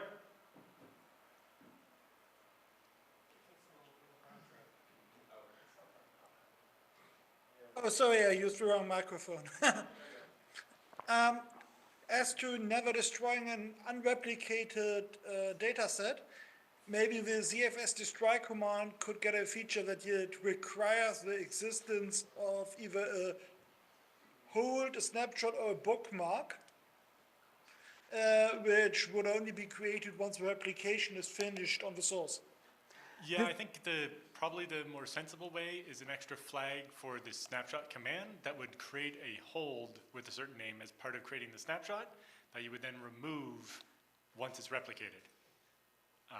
That way, as soon as it's like atomically Inverting creating the the logic. snapshot includes the I'm not replicated yet bit, and then you take it off once you're sure it's replicated. So are you saying that there could be metadata for whether I've been replicated and how many times? You can use user properties to have Right. whatever you want, but my thought here was a hold you create that's created automatically as part of creating the snapshot. So ZFS snapshot -h hold name -r dataset, and all the snapshots that get created also get a hold with that name that Zelta would remove once it's sure there's a copy on another server.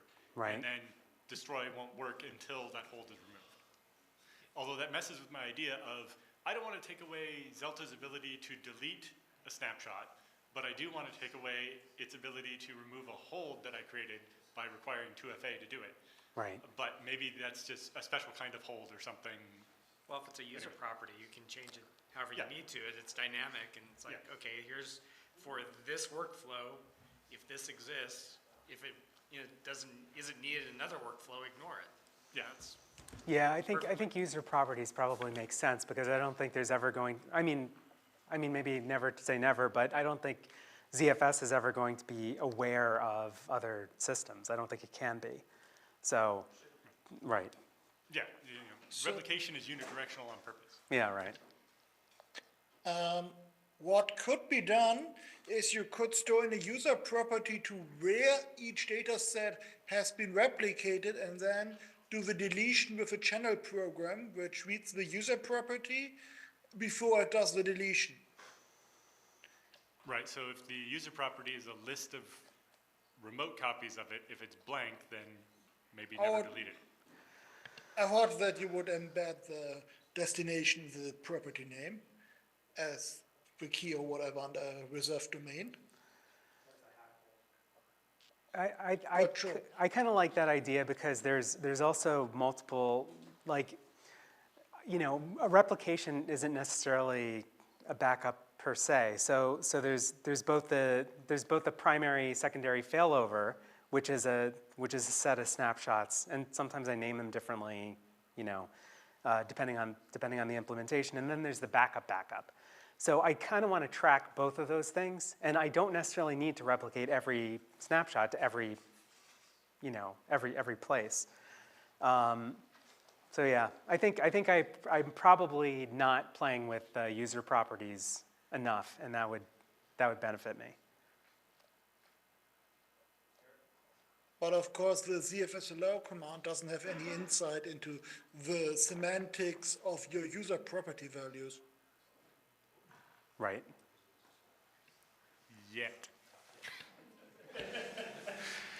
So, Are you proposing to store channel programs to do access control in the pool or whatever? Not necessarily, but we could, if there's demand for it, we can come up with some system that makes sense. I don't know if user properties is the best way to do it, just because they're maybe too flexible for what you'd want to be able to do. But I've been thinking about different ways to extend the ZFS allow to be richer for quite a while. I've just never come up with the brilliant idea yet. But discussions usually are where those come from. Yeah. so, do you do any offline backup at all, or is all your backup stuff online? Offline as in As completely in- air-gapped? Or? Yeah, as in this is on cold storage somewhere. Yeah, so I mean there still are like tapes in existence, but then they don't get to ZFS at that point. So that's a good question. What do you have in mind? Well, are we on again? Okay, yeah. So we're actually in the process of switching backup products. And our vendor is, well, one of their tech people is sitting over on the other side. And, you know, because we don't have the resources to, you know, keep, you know, a copy of everything online. That's just too expensive. And we actually have been writing to tape for a good long time now, which, believe it or not, is actually cheaper still, although destroying it costs a lot of money. But and so one of the things that we, you know, fairly early on found was that basically anything that was going to do online backup, like we looked after I was at this event last year. You know, someone had mentioned that rsync.net was offering basically, you know, a ZFS replication target as a service. And it's like, yeah, it's a really good service, and it's like still costs twice as much as what our tape backup costs. Right. And so, you know, it would be great. I understand why it's impossible. It would be great if I could just, like, you know, write ZFS replication streams to tape. But Well, I mean, you could. It would be painful to restore. yeah, I mean, and you wouldn't be able to index them or anything like that. Right. Well, you could index with a sidecar. This is everything that's in this clone, replica, whatever. That goes with the tape. So you still have to restore the whole thing to get anything out of it. Yeah, so I think that, you know, the trouble with that is that, like, the ZFS replication stream itself is too, like, deep in ZFS that basically, you know, you're replicating objects and you don't know necessarily, well, okay, well, this object is a directory, but that doesn't tell you necessarily, certainly in the order that you're actually writing things, you know, or that you're reading things from a replication stream. You know, you have to have basically a complete ZFS implementation on the receive side just to understand what is in the replication stream. But you could have the sender run ZFS diff and index that. That is, in fact, so Chris Webb, who is sitting on the other side of the room, that is, in fact, the thing that he has written for Bacula that we are about to deploy. But the point of the backup is to be able to restore something. Right. And it's not to necessarily to restore the whole thing, it's to do small restores. So if you can't do that efficiently, there's another step in the middle that's going to have to occur. Yeah. And that's how the vast majority of most of the tape systems handle things. Yeah. So our sort of, you know, view of the world is that, well, we have snapshots. So the little restores are not things that we have to go to tape for. The things we have to go to tape for are mostly like this, you know, this file server ate itself, and we need to get all of the data back that was on it. Well, in those cases, would the ZFS replication stream just written to tape not be fine? It might be if we knew what was actually on the tape when we wrote it. And the other issue is also that it would be really painful to have to go all the way back, like, to tape from 2 years ago to restore, like, a full backup. Right, you would want some kind of synthetic fault. And then restore incrementals every single day for the next 700 and however many days. I mean, you can write directly to LTOFFs, and it does it. You just have to be very careful on where you put your breakpoints. And you're splitting it on the fly so the tapes aren't beat up. I mean, there's also, like, if you don't want to have to replicate or, like, apply the incremental from every single day, you can, like, have a separate stream that is, like, monthly or yearly incrementals, which is what I do for my personal server. So that way, like, you have all the independent snapshots, but you can also separate, like you have to store multiple copies of the incrementals, but you can like recycle the daily ones eventually. And that makes But at that long-term point, restoration you're better. playing Towers of Hanoi again. So what's the answer overall then? You just have to do fulls once in a while. I mean, Or at there's- least differentials, if we basically. want to do, It's- if you you gotta want, keep this, a bookmark of your last full. Right. So you can differential against it regularly enough that the number of incrementals you'll have to restore on top of your full is not inconvenient. If your content is always growing and never changing, it's a different scenario than if it's changing or being deleted. Yeah. That's the key. If it's Right. always, additive, never edited, it's a lot easier to go through this. Once you start going, oh, this file updated 17 times in the last month, I need the 14th one, that's where you start getting into the mess. right. Though if enough is deleted, then the full doesn't hurt quite as much. So if the data is constantly in flux, then a full doesn't hurt. And if the data isn't in flux, then you can keep the history for a million years and it's not quite so bad. I definitely have to deal with both of those things, but not all with tapes. Our users tend to have a lot of churn. We tell them very explicitly, please, keep your archival data and your churning daily data separate because that'll make a lot of things better. Yeah.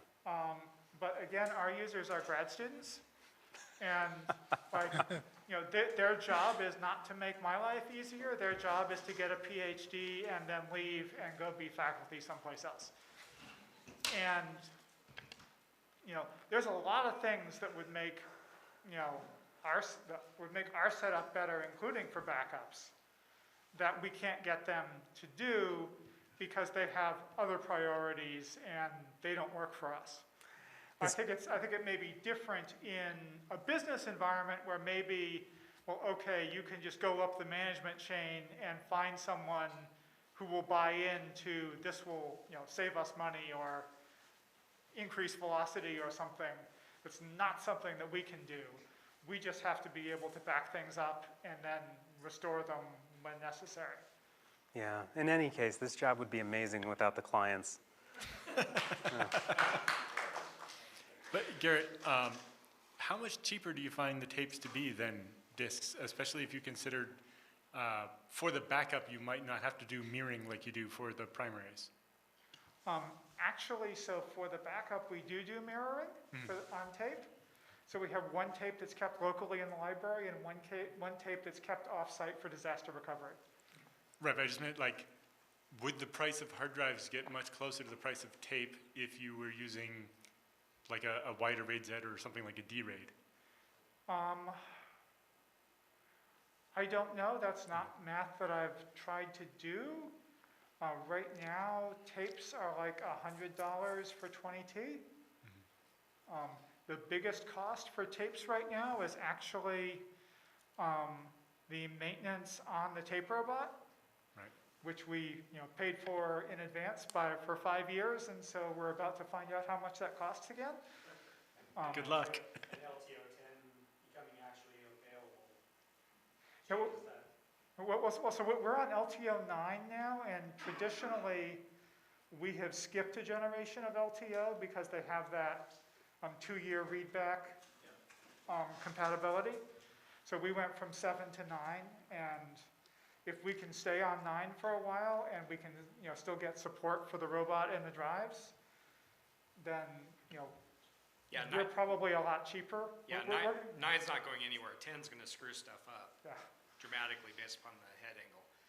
But from a density standpoint, every time they shift it, the disk to tape cost calculus goes wonky. Yeah. And you can't get half-height drives right now. You won't be able to get them until January, which most of the robots need half-height drives. So you can do standalones, which you start transitioning people onto that, and then bring them into robots, but that's just more churn. Yes, so we're actually looking right now at probably next fiscal year, which starts in July, is when we'll have to start thinking about, well, how do we either, can we get renewal on our, Spectra robot, and also, this will be the point where we have to look at the prices of other storage media for backup, like for example, if we wanted to like shove everything into Glacier or something like that. And we'll do the analysis and we'll probably find out that tape is still cheaper. Yeah, it sounds like quarter the cost plus, plus heat, whatever heat you have to generate to keep the storage, right? Yeah. And Jan has his hand raised again. I can just tell from personal painful experience that then there's a choice between cost of backups and file storage and day-to-day convenience. Business chooses day-to-day convenience. Yeah. Yeah, I guess the cheapest way to do ZFS on AWS would be like an instance with the 10-cent sequential. You could probably use that for backup, but that's still $100 a T, so. Assuming it's not mirrored.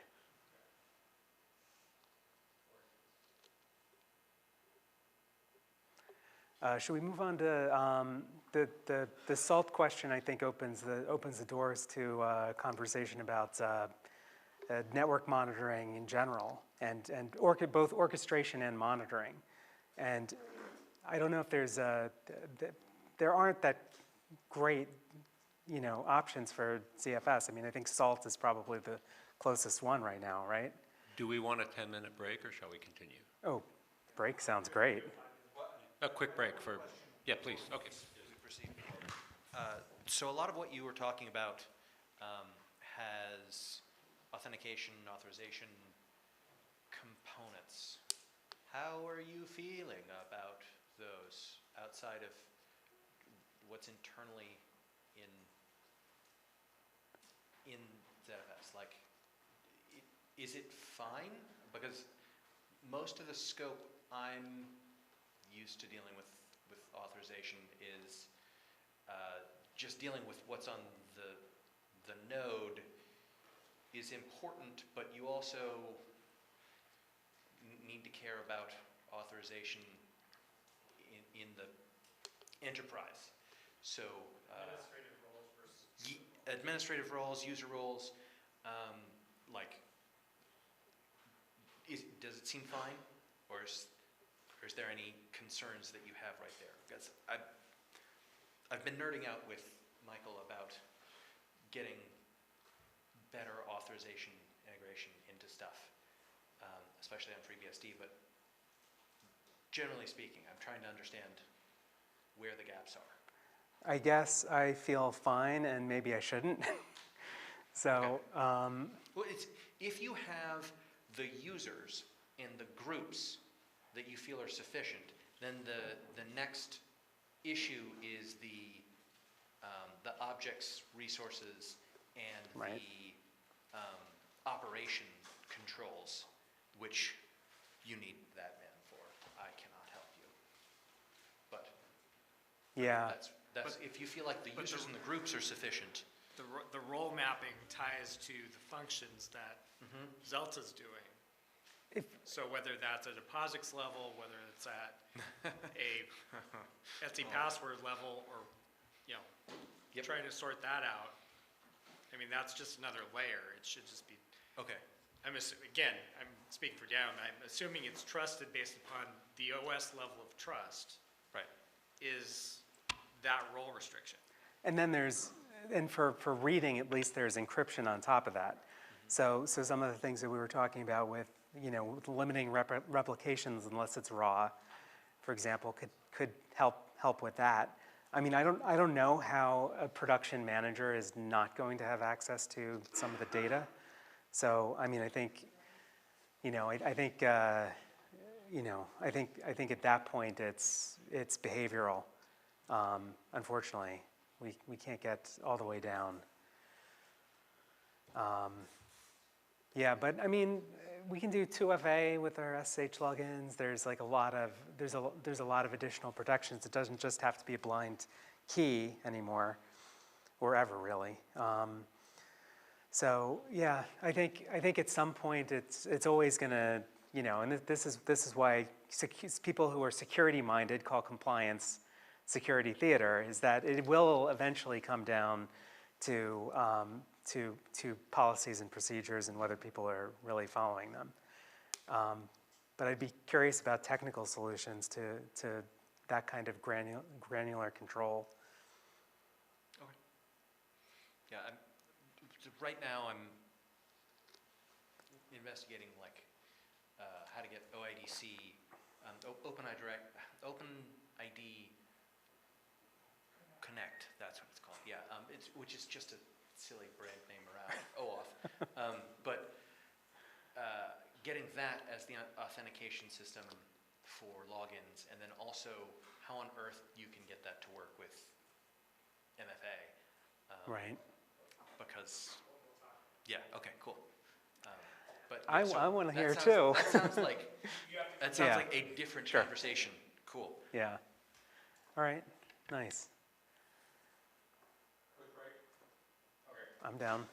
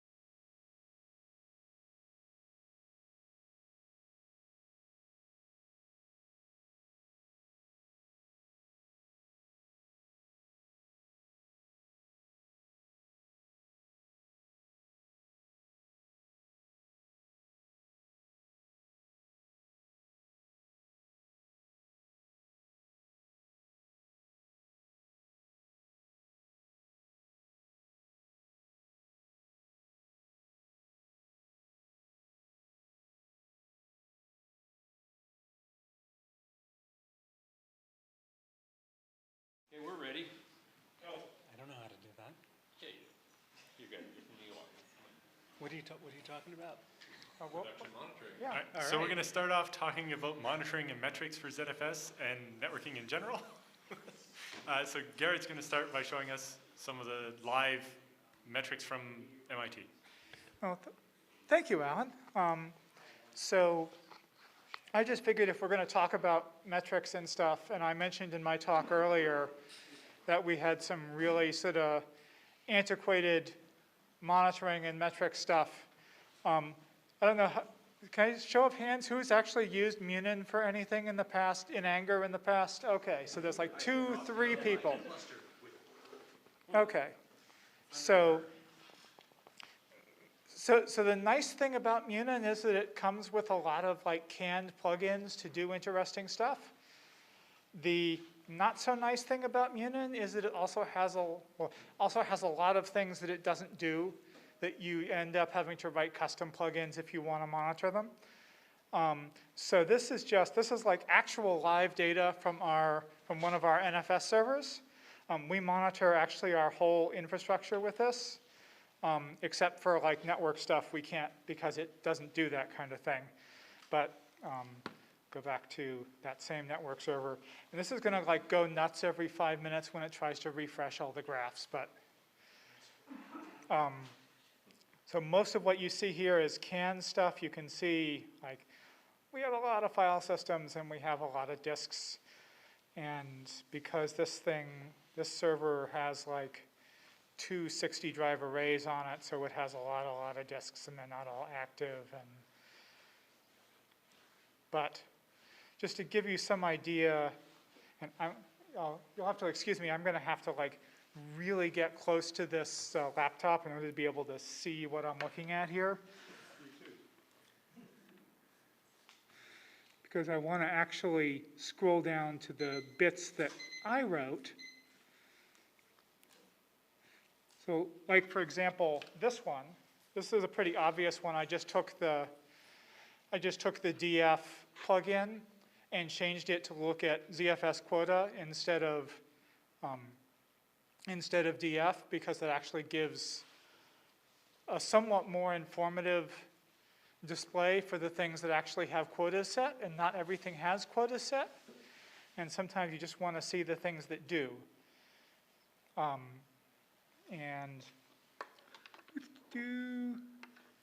We get some basic Z-pool stuff, fragmentation. We have a lot of aged Z-pools that are really fragmented now because they're like 8 or 10 years old. And we're having actually a bit of difficulty trying to get some of the researchers to spend money to replace their old file servers. And it's not like we can just defragment the pool. It's like you got to copy it someplace else. And if they don't buy the someplace else, I can't copy it. Let's do pool usage is kind of boring. So I did a lot of stuff for ArcStats. And I did a few of them in like different ways.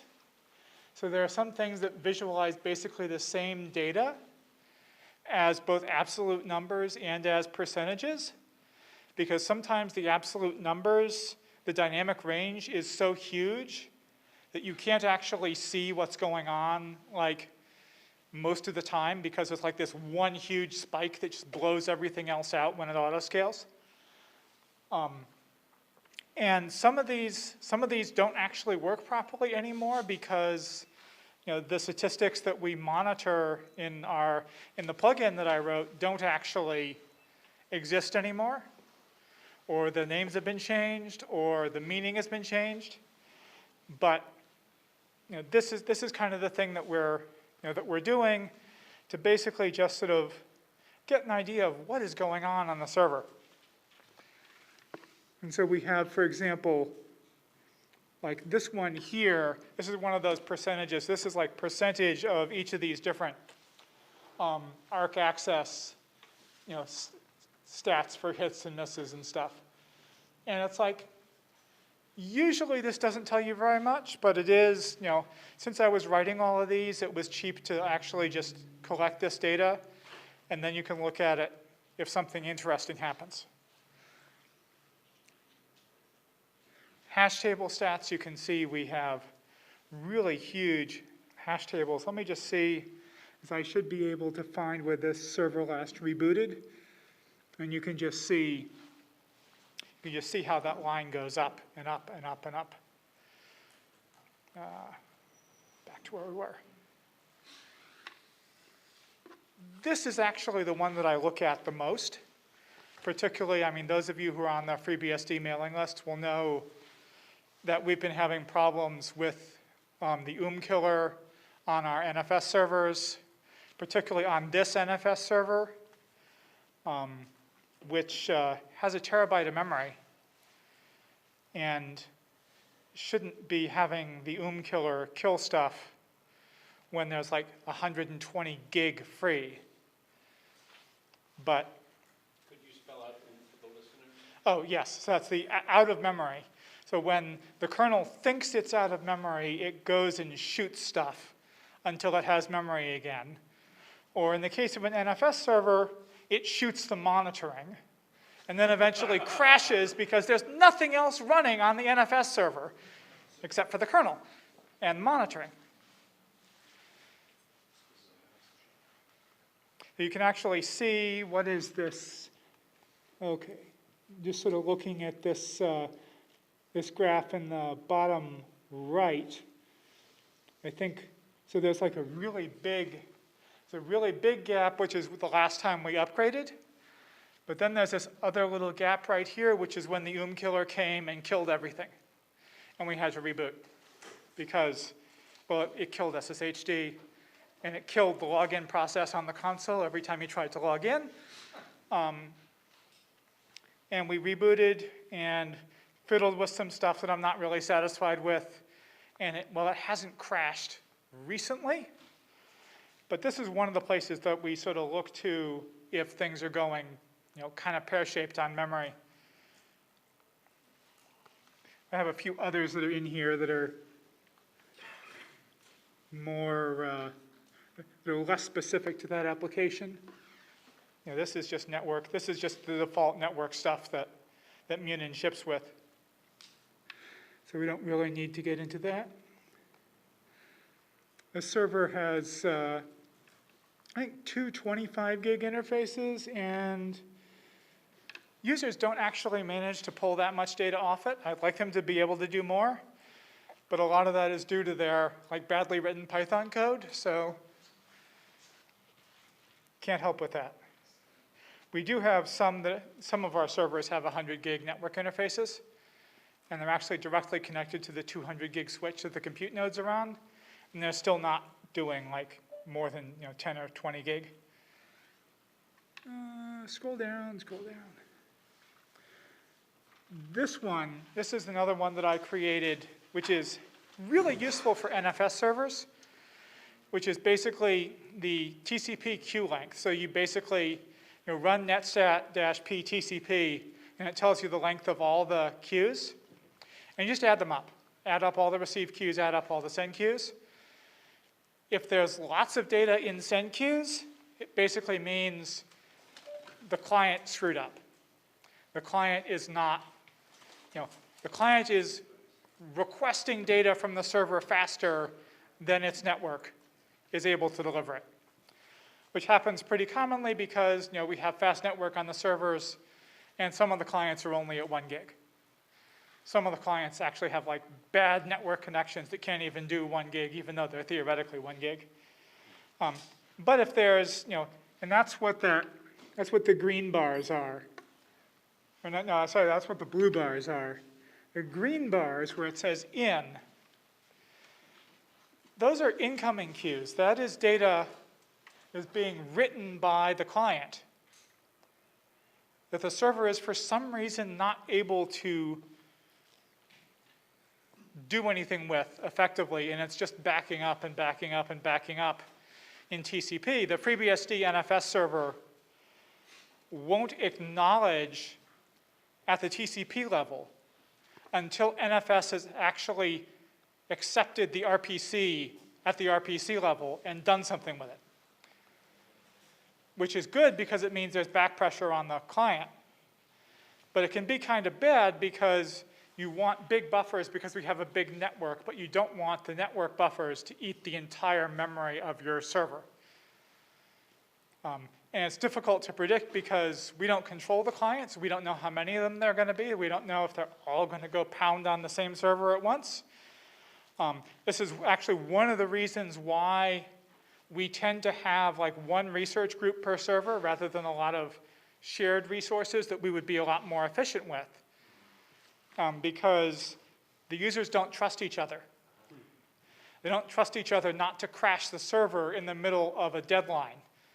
And our users, particularly now because we have so many machine learning users, there are 3 major machine learning conferences. There's always 2 of them every year. They all have the same deadlines. So that means that we have like about a third of our lab is in crunch time, like twice a year, for deadlines for their conferences. And they get very unhappy when they have this sort of interference from other groups that are trying to do the same thing as they are.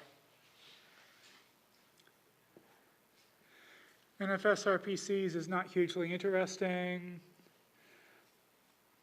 What was this one? Oh, yes, the size of the NFS thread pool. If things are like really bad, this will go up and up and up and up because it does autoscale. And that's actually one of the ways that we know sort of where things are going bad. If the file system is being slow, like for example, there's a ZFS data set that is full and someone is trying to write into it, which we know causes everything to slow down. We'll see that here among other places because we'll start getting more and more and more and more NFS threads that aren't that are basically getting started because NFS isn't actually doing anything. Okay, we are not really monitoring our old backup system anymore. This is all generic stuff. Maybe a question, Garrett. Yep, sure, go Have ahead. you looked at the per dataset stats? At the To be what? The per dataset stats to be able to tell, when a system's under a lot of load, which dataset is getting all that load so that you might be able to find the person who's disrupting everybody else? I have not seen that. Okay. All of this stuff was written about 8 years ago. Okay. So if that didn't exist 8 years ago, Correct. then it's not something that I had in mind when I wrote this. It's also because we have hundreds of data sets on each server, that would not really be a good fit for Munin. No. Because we would have to have a separate, we'd basically be collecting data for every data set separately, which is like a separate call out to, Yeah, and yeah, you'd be looking at, I think there's 8 counters for each data set, so Yeah. it would get insane pretty quickly. But there are, even just interactively, there's tools like ZTop, I think is one of them, where you can see megabytes and IOPS per second per data set to help kind of track down who's causing problems. I think for your cases, especially if you start seeing the NFS queues backing up, there's a couple of stats in the KStat section that explain, anytime ZFS delays something, it increments a counter based on the reason. So, if the amount of dirty data in RAM that hasn't been synced to this transaction group yet is the reason why we're slowing down incoming writes, it'll show up there, or just how long that took. The other really interesting one is there's a histogram of how long the transaction sync took, which can be really interesting to see how often it took longer than is reasonable, and that might even be something where you'd want alerting in addition to the monitoring. Yeah. Although because of the way it comes out as a block of sysctls to do the histogram, it makes it really annoying to put into a graph or a monitoring system. yeah. Yeah, and it's like this is one of these things where if we were doing like more modern monitoring, I would just say, well, okay, like, suck it all into Prometheus and then we can graph it after the fact. But that's a lot of Even work. Prometheus and Grafana really stumble on histograms. Yeah, Like we managed to get a thing that lights up cells and so on, but yeah, it doesn't work as nice as you would hope. Yeah. You can't sum histograms, so it's just mathematically a hard problem. Yeah. Yeah, so, okay, now sensors is more normal stuff. IPMI tool, we don't care about. Actually, Garrett, I did have a question. Go ahead. You mentioned considering other monitoring tools for the future. Is Prometheus what you are leaning towards if you had to switch, or does anyone else have a monitoring systems that they feel like it would be worth investing in as a community? Because like reusable node exporters would get used. You know, Telegraph plugins could get used, but if we're going to commit some code, where should it go? So certainly from our perspective, Prometheus is the thing that we've been looking at and basically deciding that this seems like where everyone else is going. Even if it's not necessarily the thing that we want, it's still something that is more likely to be supported by other stuff going forward. Yeah, I don't think anybody likes their network monitor. Yeah. No, I mean, the point is not the tool, it's the data coming out of ZFS, it's presented, is in a JSON format. Everybody's gonna be able to suck that in and use it the right way. Yeah, the issue for us is that we don't have any problem in getting the data. Our problem is that it's a lot of person hours to develop useful visualizations from that data. And we don't have those person hours available to do that. So what we would really need from the community is, okay, well, here is a package that has the visualizations that you probably want for your giant ZFS pool.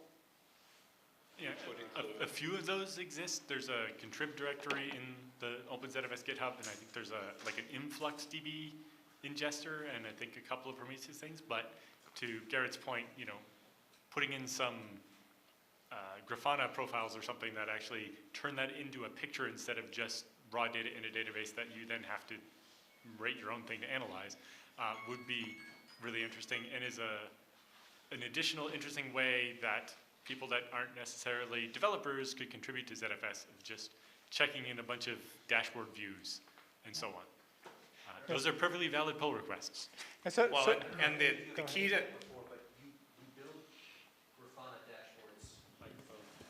I don't know if any of you have built Grafana dashboards before, but the way you share them is you build them point and click, and then you just export the JSON. Nobody does it by hand unless you're crazy. I've done that before. I am crazy.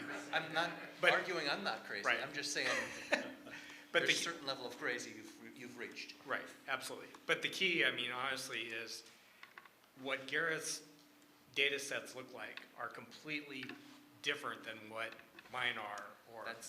And if we can collapse, hey, here is a data set or representative data set of 20 different types, then we can go through and do the Grafana stuff like that. It's just, I know what I need for mine, what Gareth needs for his. It's basically, hey, we've got data. This is how we want it to look to get the right information back out. Even something like simple as, ZFS usage monitoring, so how many bytes you have used on per data set basis. Like we have several pools. Inside those pools, there's like 10 first level data sets, then 10 next level data sets. You don't want to monitor all of them. Some of them. I want a summary data set of Well, one request gives me everything that's happening on that server versus I need 100. But some of them you want to go deep into the hierarchy Yeah. and you want to pull that one out. And how do you, we ended up writing custom Prometheus exporters that are basically just for our use case. And how do we solve that problem in a generic way for everybody, right? Well, and the other problem with that one is most of the monitoring systems do not deal well with an additional data set showing up later. Like adding an extra, ZFS creates something and the chart doesn't deal with, well, that didn't exist before. Or worse, I deleted one that was there and now the graph has a different number of columns or whatever, and if it's using an RRD database in the back end, it really doesn't like adding and removing sets from the set of things you're counting. Yeah, so one of the other things that we did, I actually got our web developer to build this. This is an application that we have that we make accessible to users that we basically, let me just have a look, because again, I have to like get really close to this to be able to see what we're looking at here. Okay, ADG, that's like a new one that we got. They may not have, okay, they probably haven't created anything in that system yet. Let me find a different one that's more interesting. Okay, CB. So we have a cron job that runs only once a night because the data doesn't change that fast. That grabs all of the ZFS properties from every file system and just blats it into this server that sticks it in a database that runs, that creates this thing. And this we've found particularly useful if we want to be able to point users at something and they want to know like, well, how much am I using or what am I doing? And so they can actually see, because in our NFS environment, we use wildcard auto mount maps extensively, which means you can't just look at the file system on a client and see what's there. But this is everything that's there. And we can just point the users at this and say, well, here is where all your stuff is, and you can see like who's using the space and what's going on with it for at least some. I'm trying to remember. I think I have to. Oh yeah, I have to go over here. It's like a little bit weird, and it does actually provide some useful data for people in terms of like, which one is this? Yes, this is like, how much space are you using? And we have some private metadata also. If we go back up to top level, we have some custom user properties that basically say who owns this storage and who's responsible for this storage, which are two different things. And so we actually present here where it says top 5 groups. We actually, like over here on the right-hand side, we actually use that property to say, okay, these data sets all belong to this particular principal investigator. And so we can like take our total storage and divide it up by that. So I think I probably talked enough now. So do we have any, there's other people on the panel in theory, so. Well, I guess the big question is how do we get some of the ZFS specific metrics, like not have to duplicate, because I think we've all duplicated the same exact work. Yeah. I did it possibly embarrassingly for Zabbix. Everybody's done it for Nagios, Prometheus, etc. I took the obvious stuff plus outsourced to Clara a list of important things to review. I dumped those into, so one thing that Zabbix is good at is to deal with that auto discovery step and then get it into the charts. Of course, that doesn't help the export into Grafana, so that still is going to be a pain. No, I guess there's a per server, per data set selector there that you can take advantage of. But yeah, I mean, I guess Prometheus is it, right? So Prometheus with the visualization in Grafana, that's basically the answer. That's the cloud native blah blah blah, right? So we have to. There is another thing that's compatible with Prometheus, which is Victoria Metrics, which does let you actually fade out historical stats, which Prometheus does not. So if you have a lot of data that you're storing in Prometheus and it's getting slow and out of hand, could look into Victoria Metrics. That sounds great. I'm going to check that out because that's another reason why, well, there were two reasons why I ended up with Zabbix. One was that I thought that more of my staff would spend staff hours making improvements to the data collection if I was using something GUI-ish. And then the second thing is that it does auto prune, which is really nice. That's just another set of maintenance that you'd have to do less. But yeah. So is all this nifty monitoring just auditing you can throw away? No. And I ask because that's partly what got us to this conversation of what can ZFS do under the hood that gives you more information or structures or you name it to make it easier higher up the stack. And it sounds like we have the metrics to collect and you're grabbing them. It's the tools that aren't ready for a data set to disappear or appear, but just want to keep feeding it in that direction of what's available. Go ahead.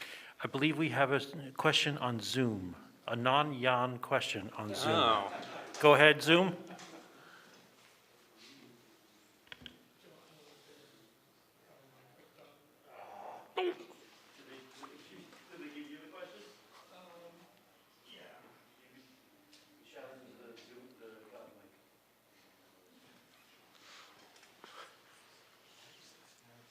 We did have someone asked if anybody had looked into netdata.cloud. It seems to have 1 second intervals, and Yes, but running it at 3 seconds is the same way to do it. And you can run it locally still, even with their new cloud stuff. Like But it's tunable down so it's reasonable and doesn't step on the entire OS while it's doing 3,000 types of analyses for data collection. we had a little bit of experience with NetData when it was for a short time built into TrueNAS.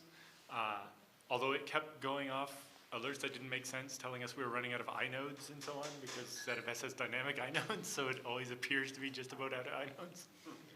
Well, the configurations you can do on NetData to strip out, ignore this, this isn't about, I don't care if that, the inode thing is literally the third thing on my list that gets wiped during installs, so. But from a visualization tool, it's decent.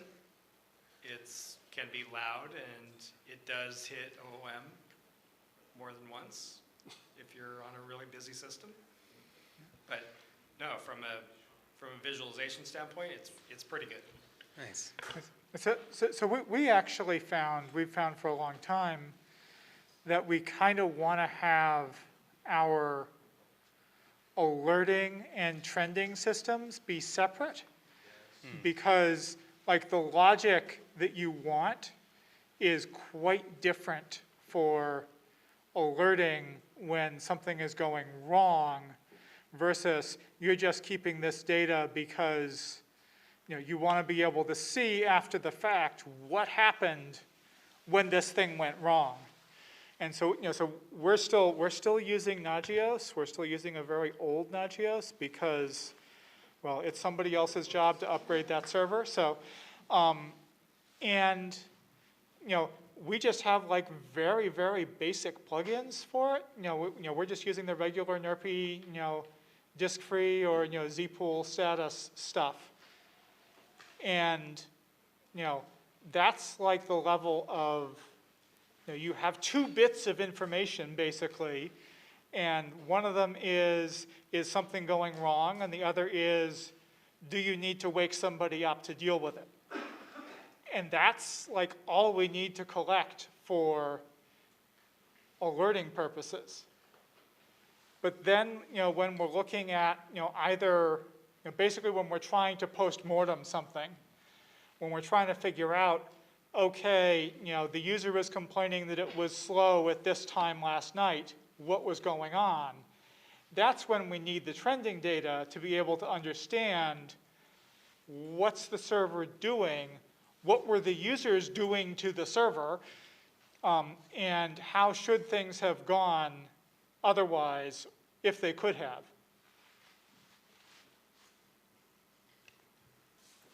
Another, I guess, building on the trending topic is there something that does projections into the future? I think that would be really useful. But Yeah, especially with, you know, the lead time for disks being pretty unpredictable at the moment. You know, Let alone having the racks to be able to put. yeah, let alone having space to actually put them and so on. But, you know, part of my, you know, system for that has often been having a reservation to make my low disk space alarm go off early.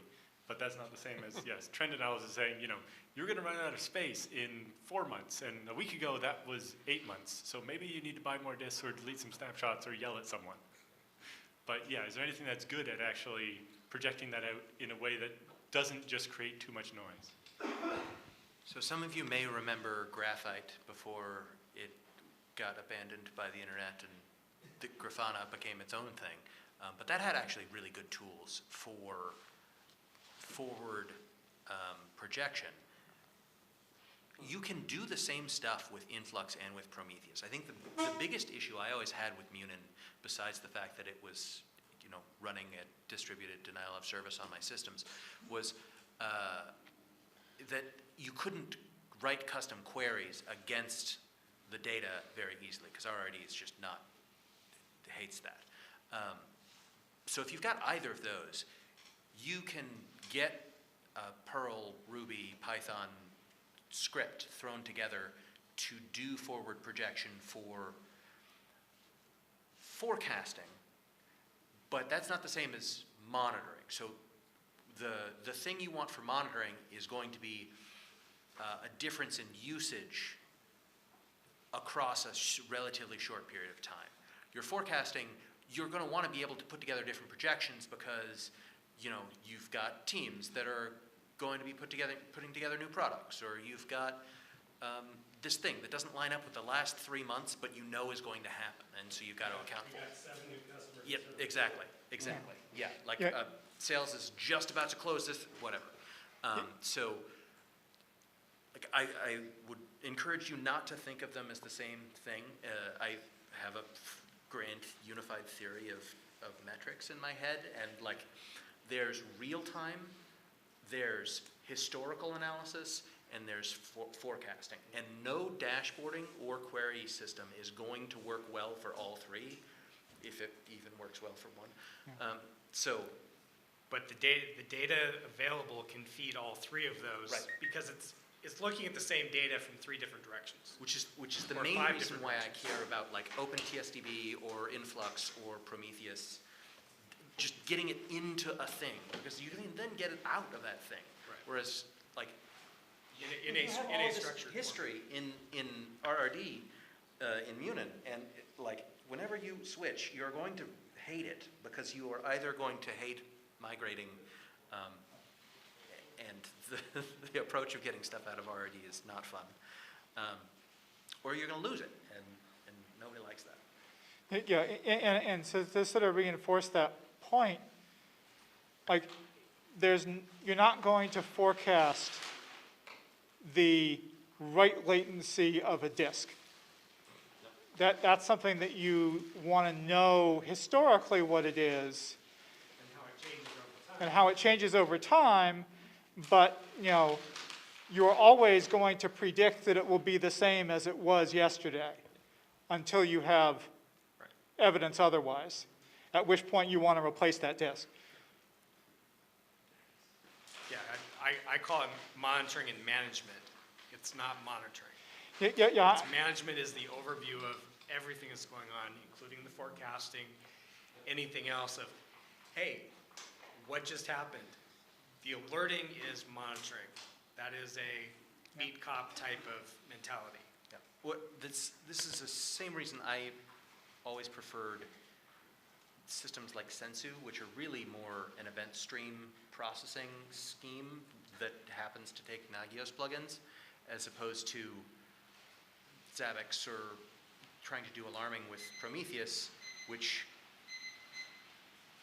is fine at first, but it just feels really weird when you want to have, the thing really doesn't like you. Oh, that's what that is. Okay. I was wondering why it smells delicious in here. I'm sorry, remote people. Yeah. But the thing about alerting is you usually want to have it from like a push-based system, so you've got really low latency, and then, but if you've got like a different push system from your pull-based historical metrics, it gets annoying, because then you've got like two different plugins. But everybody loves Prometheus now, which is, again, pull-based. So like the great thing about moving from Munin to Prometheus is your architecture is pull and pull. Moving to push-based, back when that was cool, took some big changes. And it still doesn't really map very well to, I think, any of the tools I've used in ZFS. It's just, you're still sticking something in a cron job or something like that. So you've just maybe got a splay, and the system will delay it based on overload. So one of the big challenges in this space is actually because not everyone means the same thing by the same vocabulary.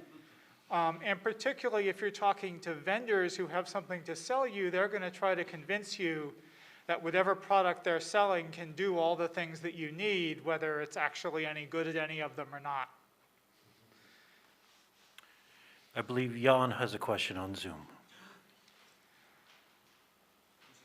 Not really, it has already been answered by someone in the audience. Maybe someone.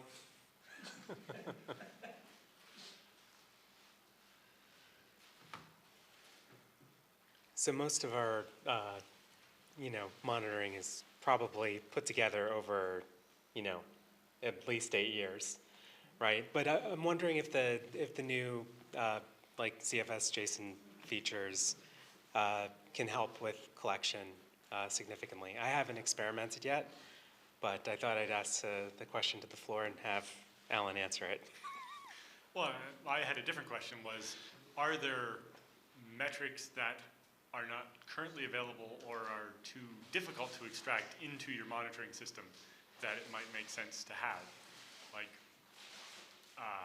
one that we've been looking at but haven't actually figured out how to do yet is in the per dataset monitoring stuff that can tell you about reads and writes.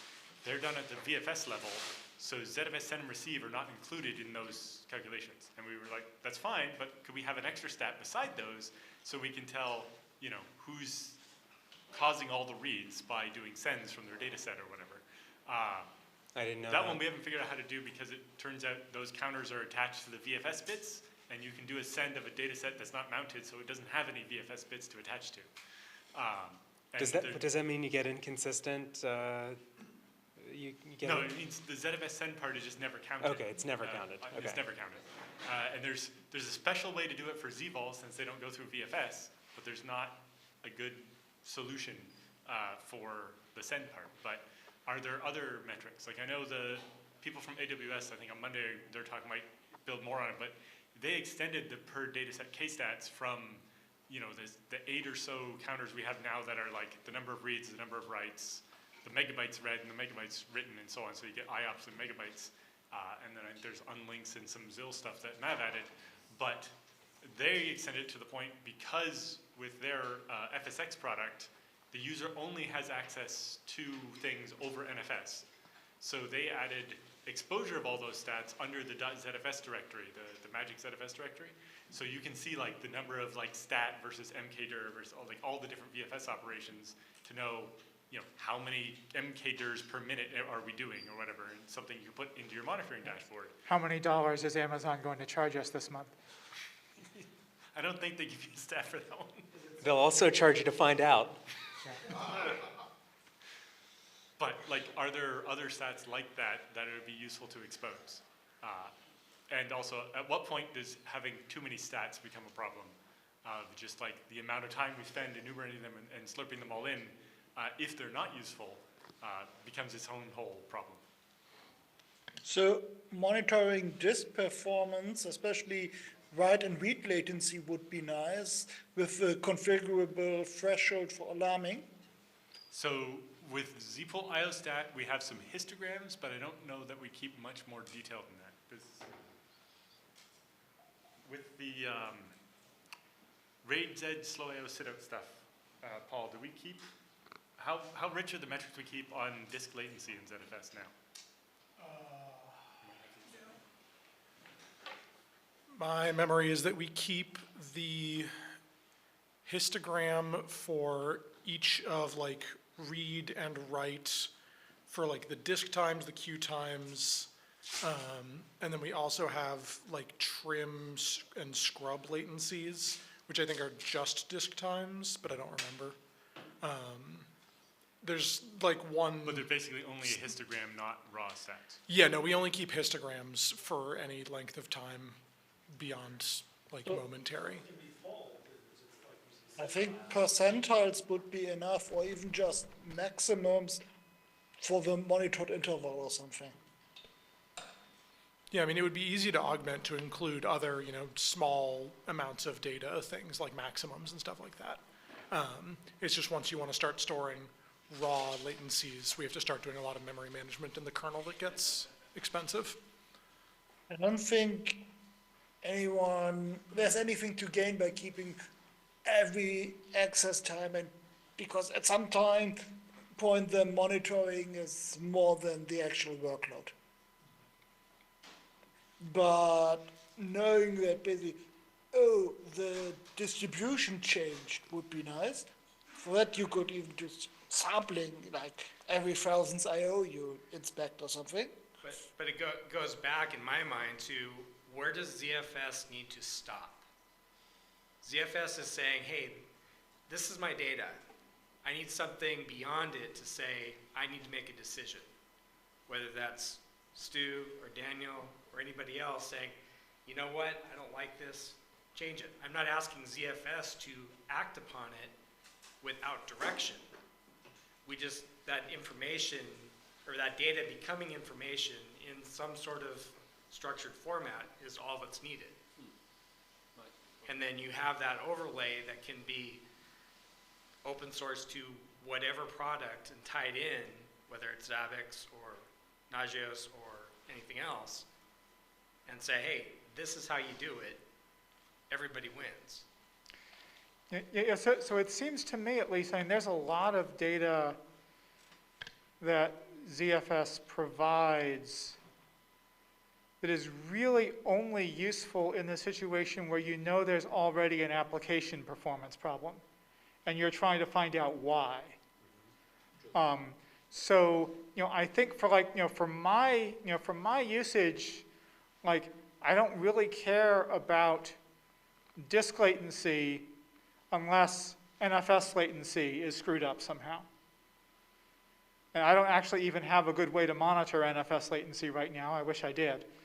I've considered actually writing that code, but it's still hairy. And so like I currently collect disk latency because that's what was easy to collect, but I can like count on the fingers of one hand the number of times that it was useful.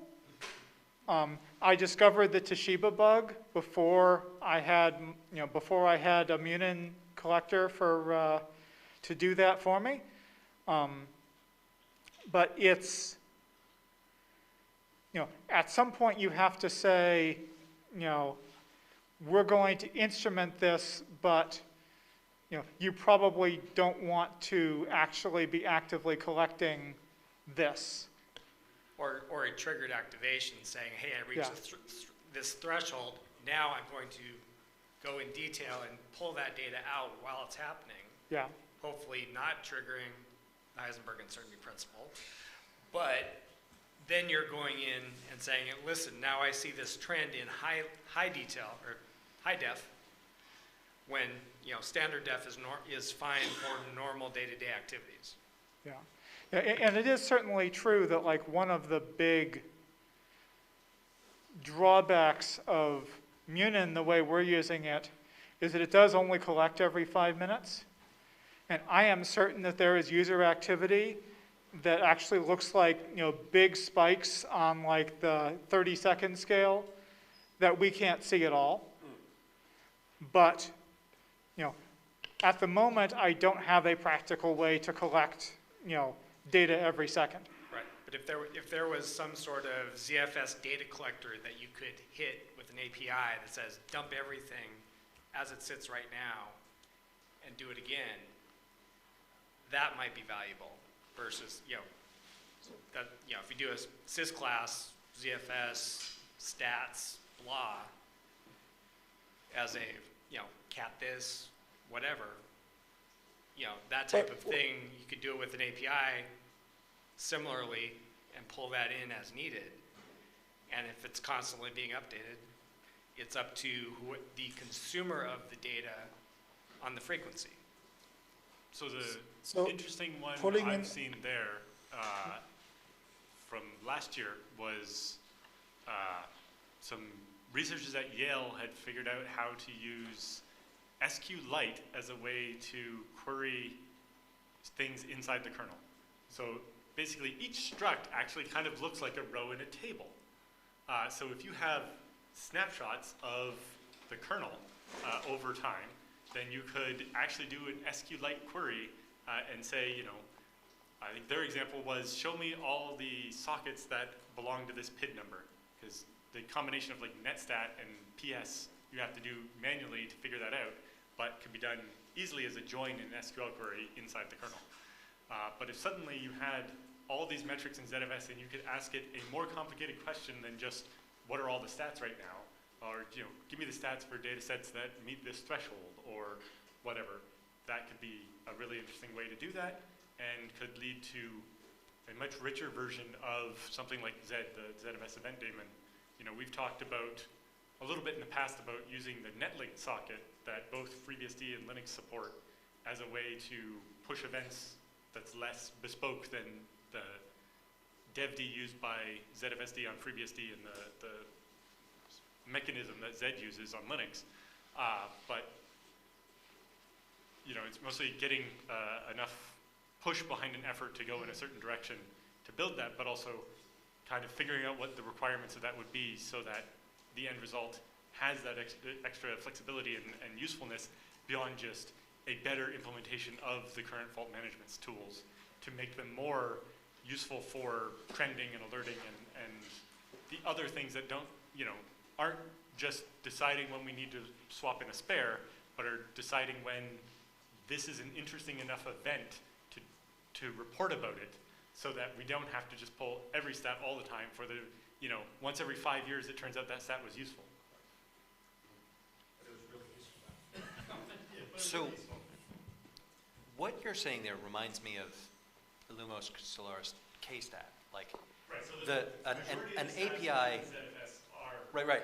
So are you imagining like a sort of an expanded, this doesn't seem like a ZFS problem itself, but more like a sort of a general purpose thing where it's like KStat, but not just on Oracle software, and with a query interface? Like, is that the dream thing that you're describing? I'm not sure at this point. I've kind of already mixed together two separate ideas, which was improving the fault management stuff in ZFS and the event notifications, so that when a disk goes out, we make an event that doesn't just get consumed by Z, but would allow you to do fleet management stuff, or even if you have the FRUs, it could prepare stuff to order the replacement drive. And when you're dealing with disks at scale, when you have thousands of disks, you might actually want it to automatically create a ticket to have someone go and swap the right thing. And there's been some kind of, bespoke's the wrong word, but like minor efforts to do things like automatically turn on the right fault LED when a drive is offline. But because as Garrett told us today, the chances of the JBot doing the right thing when you want it to are not that great with that. And the right way to do it is different with every JBot. It makes it really hard to be generic. But if we could pull more of that out of ZFS into this event channel, that's one thing. And the other thing is, I saw this interesting research about snapshotting data in the kernel to solve the locking problem and actually having an SQLite query interface for just general data and structures in the kernel to deal with it. And that seems like it could be really useful here, but I've not figured out the bits in between to actually make it into a useful tool. Yeah, because it needs to be exposed to be in a much wider environment, saying, hey, these 7, like Garrett's hundreds of servers, hey, all these are hitting at the same time. Okay, it's a network problem. It's not a Linux problem at this point, or FreeBSD. This is definitely a network problem. Focus there first, because it's all how far back you look, or how far you step back to say, hey, this is my entire enterprise, or all my customers, or all my clients. As you step through, it's like, okay, this is a systematic problem, or this is a node-specific problem, or this is a drive-specific problem. I was trying to be able to pull all that information back, short of using the elephant in the room that nobody's mentioned yet, AI to do that analysis, and ask those questions the right way, and have it learn the right way to actually manage things. But also, you don't want to pay the cost of collecting a lot of that data until you have some reason to believe that that data is going to be useful to you. And it's like, it's one thing, the cost of like incrementing a counter in the kernel is one thing, but then the cost of actually pulling that counter, out at some, fairly frequent interval and stuffing it in a database somewhere is another thing altogether. And, so as I was saying before, for my application, which is NFS, like most of the detailed information that I want, if I could collect it, I would collect it, at the NFS request level. Because I don't care what the disk latency is, I care how long it takes to serve an NFS read or write. So sorry, go ahead. we have one of my coworkers at ConnectWise, Alan Summers, wrote a Prometheus exporter for NFS for FreeBSD. I can show you what the dashboard looks like. Yeah, so I expect that what that is showing is just what you can get from NFS stat, which is not latency. It is just the number of events. And I'm actually already collecting that data in my Munin plugin. It does have latency. Yeah. So getting latency, from NFS, then I would know, do I need to, do I have a problem, and how far deep in the stack do I need to dig to find where that problem is? And that's where you want to be able to say, hey, turn on this data collection, in, the ZFS DMU or wherever else, or even, in the CAM subsystem if we really think it's like some weird disk thing going on. We don't want to necessarily be doing that all the time because we're just collecting multiple redundant sets of the same data most of the time. It doesn't tell us anything useful when we have a problem. Yeah, I think specifically to Yar's point, it's like if we see the high latency at the NFS level, then we can assume there's high latency at the ZFS level and the CAM level all the way down to the disk or something. And eventually, like, in the event that that is happening, capturing all of that to figure out which level it's at is useful, but doing it normally just means you're collecting the same data at 4 different layers in the stack. Exactly. Just adding a lot of locking and cost. But there is latency in this exporter per operation, like commit, read, write, all that. Okay, well that's more than I thought there was in the ZFS or in the NFS RPC layer, and I've actually, I have personally hacked the NFS RPC layer. So. Yeah, Alan does a bunch of really interesting stuff there, so I'll have to look at it myself. So I keep hearing what sounds a lot like debugging in the traditional sense of just a crash dump or any debug mode where it's super high overhead and things are slow, but you're trying to mitigate a performance issue and you slow things down. Is there in all of computing a gold standard of a scalable monitoring, for lack of a better term, be it MDB or something that just is unobtrusive, selective in the information you want, and we can follow that example as I see this head shaking. I You don't might think- need a chiropractor Yeah, here. yeah, So- I don't think that's possible even So in we're up theory. against a fundamental computer science problem, Yeah. and we're trying to shoehorn ZFS into doing it much better. And Stu, Is the data available? is the data available? Okay, That's the that's first step. the metric. Okay. Is the data, if it's available, I can pull it. If I can pull it, then I can make the decision on whether or not I need to pull it, use it, record it, maintain it forever, whatever. That's on me. If the data is not available, that's a development problem that needs to be exposed, whether it's in ZDB or any other function, as long as we can get the data in an efficient way that's not going to break a system. So Hopefully. What you're kind of asking for is what web developers often will solve by throwing an open tracing, open telemetry collector at.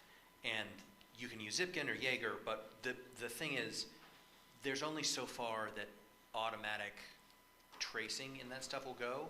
And the reason that web applications will throw such a hammer at it is, first of all, because they scale horizontally, but secondly, because what they're really interested in is the latency issues at interface boundaries. When you're dealing with like NFS, ZFS, like the interface boundaries are so small. They're aware of each other. You can't stick this stuff inside kernels. Like dtrace is great and all, but you still can't get like the amount of information out of that without slowing down a system. Like you can turn on dtrace to get this kind of information in a production system, but you've got to be shipping tons of data live, and if you're already hitting a performance penalty, like, what have you done to yourself? It's an intrinsically knotty problem. It intertwingles into itself. It is horrible. Where you could measure Well, you could measure NFS latency, but then, it might have a performance cost that's not worth it. Well, and I think that's kind of to Michael's point. Almost what you need here is having the, to Stu's point, you have to have the ability to get all those metrics, but it turns out they're expensive, so you need it off by default, but you need a way to turn it on a la dtrace that doesn't have a cost when it's off. If you would just have a normal thing where you just say, if debug mode, then print this. If you're doing that check, 1,000 times a second, that gets expensive on CPU cycles. And so you need almost something akin to dtrace where all of that metrics collection is there, but not used, and have some subtle way to turn it on where you're not actually doing a check, is it on all the time during the execution of the code. You just let it sit in memory. It's not going to be that big. Even in the 100 data set or 1,000 data set range, that amount of information is a gnat. Well, it's not the information, it's the cost of collecting it, locking things to be able to get a consistent snapshot of it, and that where the expense of collecting the data can be too high. Yep. And that's where you basically need something like dtrace where all that code is there ready to go and just deactivated. And you have some way to literally recompile the code in runtime to enable it. Or if it's really efficient, it just runs there and it's only exposed when you. Well, and that's where the OSDB thing that Jan found the link to the paper and put it on Slack. Is that from George? But where they're able to basically take snapshots of the memory while the system was running and keep the expense of that low enough that you can kind of perform the querying without needing to stop the operating system while you're reading the data. And so I think the other part of this, it's like if we're going to talk about like our dream scenario here, is you'd like to have cheap and accurate triggers for data collection. You want to be able to say automatically, okay, well if this service is degraded, then start collecting this data that's relevant to that service, rather than having someone have to manually intervene and maybe, be looking back in a data set from, 5 hours ago because, well, that's when they got the ticket assigned to them and that's how long it took to actually, look at it. Because, sometimes things do break overnight and, yeah. Yeah, so Jan has a question from the chat room asking about does the writer have to take the locking and so on for some of these counters? It depends, but Mav's done quite a bit of work on this with the write mostly counters, where we do a per CPU counter to take less locks and keep all the data to the side, and then it's only when somebody wants to read the counter, like your stat system, that some other thread pays the cost of collecting all the per CPU counters, figuring out the actual number, and exporting it to user space, so that we're not doing all that locking until someone actually tries to read it, and that cost goes to the reader, not to ZFS itself while it's trying to operate at scale. Oh, I love that. Yeah. They're called write mostly aggregate sums. I think egg sums were from somewhere else originally, but the write mostly version you came up with, right? Oh. Exams was there for some longer, not from the beginning, but right. for a while. And write mostly are wrappers against respective functionality of FreeBSD and Linux, right. because they're heavily dependent on kernel functionality on scheduler. Right. So it's difficult to implement them. I'd really like exams to be actually written even better, but trying to do it twice. Platform. Yeah, trying to do it in a cross-platform way also complicates things for sure.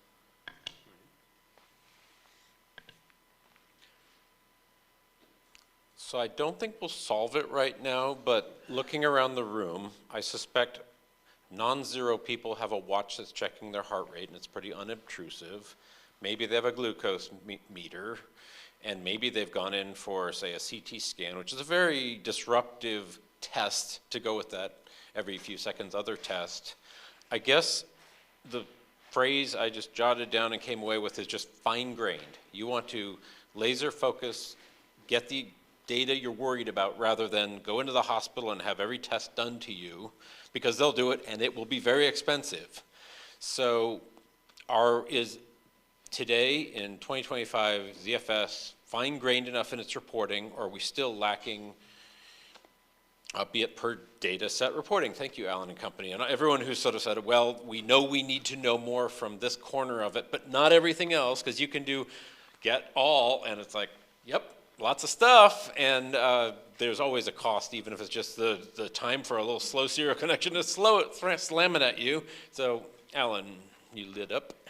No, it was, it was one of the questions I had when I built the per VDEV properties, where we have a bunch of read-only counters to be able to tell,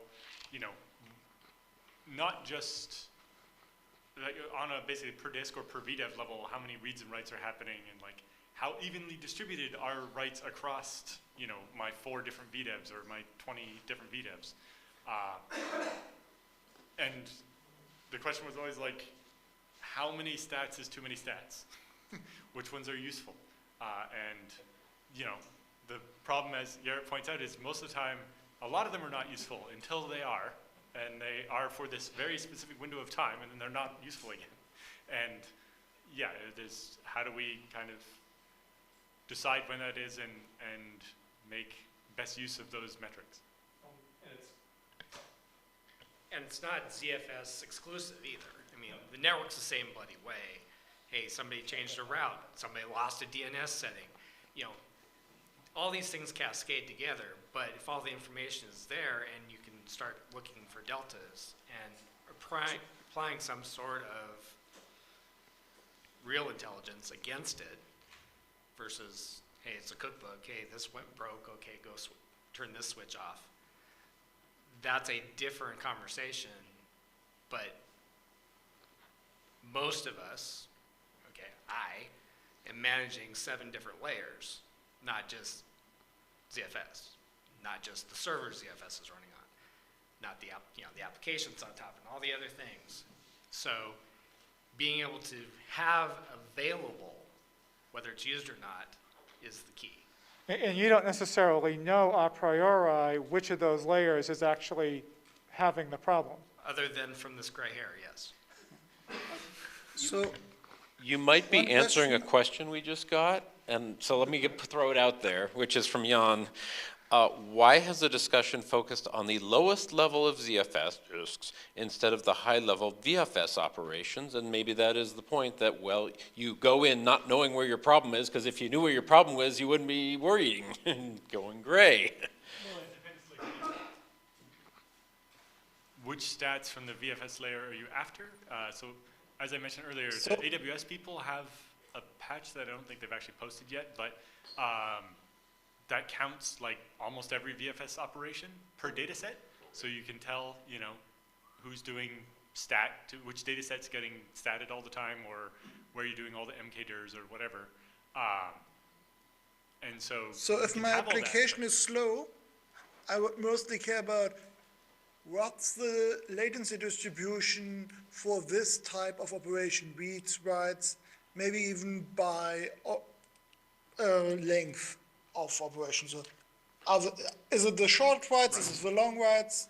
Sure. Of course, that's the problem there is now you're talking about keeping how many different histograms or histograms of histograms. I guess you want a histogram of the size of the write, and then for each of those a histogram of the latency. I mean, it would probably be fine to do it in powers of 2 or something like that. Well, yeah. But even then, you So could that get the to a lot memory of data very usage quickly. is very, yeah, exactly. But basically, a lot of the data is accessible if you dig with dtrace. You can get it out, but it basically means you have to read the kernel source code, get familiar with ZFS implementation details to know what to dig from. Well, if you're looking at the And- VFS level, that wouldn't be ZFS specific, but So- yeah. But No, but- oftentimes dtrace might be the better solution there because it's not on all the time. Mm-hmm. And because Yeah. this is reactive, it can be helpful, but it does mean that you can't get the same kind of alerting of, you know, let me know when any VFS operation takes more than 1,000 milliseconds. I feel This like, kind of insight you can, or intrusive monitoring that dtrace enables, is not something you can leave on all the time. And so you don't know what is normal.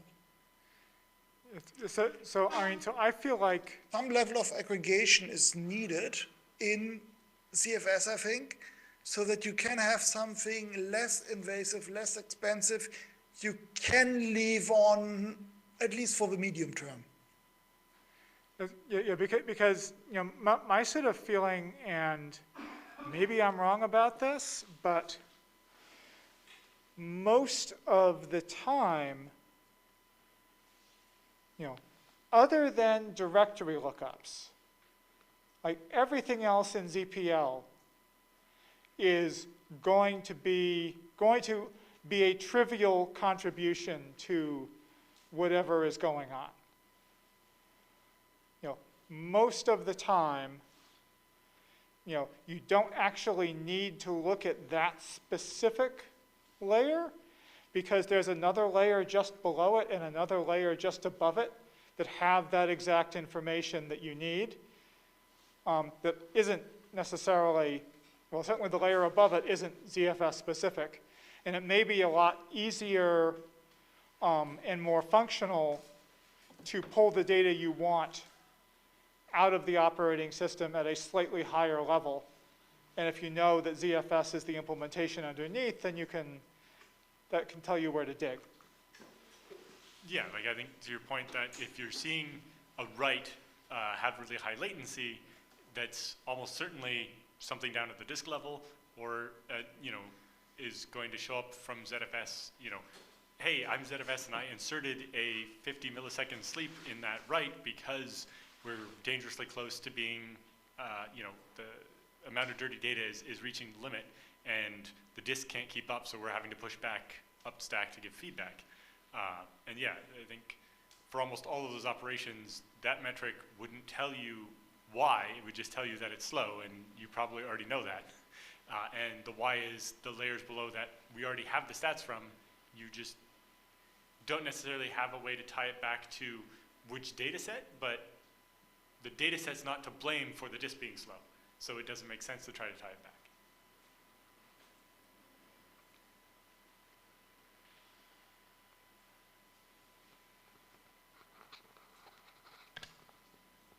I think we've covered that pretty well. There's one tiny little thing I'd like to throw out there that can be just hopefully a last little nothing. Because we're talking VFS layer and we're talking NFS and lots of NFS, Mr. Woolman. Well, I mean, it's kind of my job, so I can't not talk about it. So this could be highly uninformed, and I might say the wrong thing, and I apologize in advance. But I understand that perhaps if you nest data sets and share the top level, the either dynamic or unique inodes that are faked through the POSIX level to the user and the NFS server and on up will collide, starting at a low number and increasing, and weird things happen, be it under SMB or NFS and all that. One, is that a thing? Because I'm sure it's quite a few TrueNAS support calls, et cetera. And if true, which I think I've seen and recently been burned by, could we pool those across data sets such that we can safely say my top level share of all these different departmental separately snapshotted data sets are just magically one top level NFS share, and I don't have to ever worry about that again in my life? So, like, are you thinking this is something specific to an application? NFS and SMB. If you Yeah, nest like, data sets, bad things can happen. Are you talking about using NFS and SMB at the same time? Nope, or no? nope, purely like, the nesting. NFS v4, sorry, at v3, each data set will have to be a separate NFS mount anyway. And v4, Precisely. they're all one, but it knows, like, yes, you would have, if you have two data sets, you could have the same inode number in both data sets, but they have different file system IDs. And so the application would know that it's crossed file systems, and it's expected that it's no different than having two different UFS file systems mounted and shared over NFS. Cool. Will v4 do that across the board, across the NFS v4 spec, or per OS that happens to handle it better? It'd be the NFS spec. Be it FreeBSD or Well, Linux it's just or like the thing. fact that inodes aren't unique to a whole system is not new. Not new, correct, bingo. Any Like, what insights kind on of SMB? problem have you run into? Oh, with nesting, data sets just vanish. They just don't appear because, well, that's my impression from what I've seen, Well, is that it's a conflict of those. It disappears. Yeah, like. And if- SMB? Samba? If they disappear, then that has nothing to do with inode numbers. Okay, well, and Samba most recently, I'll say. And so FreeBSD has recently had, not recently, well, a few years ago, had an issue with NFS v4 that it wasn't properly traversing the mount points, and Rick fixed that. So I've never seen that because we don't allow users to do that except to get into the .zfs directory, because that would prevent us from actually migrating file systems across servers. So that's something that we even though NFS v4, which we're using, can do it, that's something that we deliberately decided that we are not going to do because it would make our management lives much harder. V4 has a volatile file handle. Or you can use this one. Here we go, full service. I mean, they have, V4 has the volatile file handles, right? So if the OS that don't support the inode, they can deploy their separate layer and like mimic the inode and create a file handle that NFS client can understand. So that way they can traverse and like find the change in the file system. And then I'll rephrase it one last time as a question. Has anyone had trouble nesting data sets below one Samba share? No, like, All the time? I mean, like all the time. Like I have never had an issue with it, and I have Yeah. hundreds of data sets all based out of one top level Samba share. You're blessed. Like my top level Samba share is called media, and because that's the name of my pool, and all 300 data sets under it are accessible over Samba. have you tried this on FreeBSD? It's pure FreeBSD, just kidding.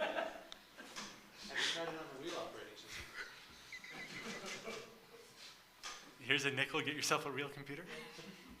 These microphones are a bit too lightweight to go beat people over the head with them, so. That's why that's kind of. Hey, sorry, I hit the wrong You can get them from the back.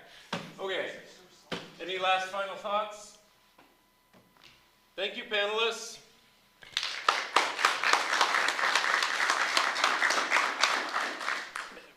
Okay. It is 4:15-ish. We'll do stereo. Okay, Stu. I'm kidding. Patrick, I'm kidding. What is our ETA on your magnificent roast that we can smell through the side door here? Still shooting for 6? So, here and now, let's take a break, but perhaps even before that, is there a burning topic inspired by this or otherwise that we'd like to address? We've had a cancellation of a speaker for technical reasons, theirs, not ours.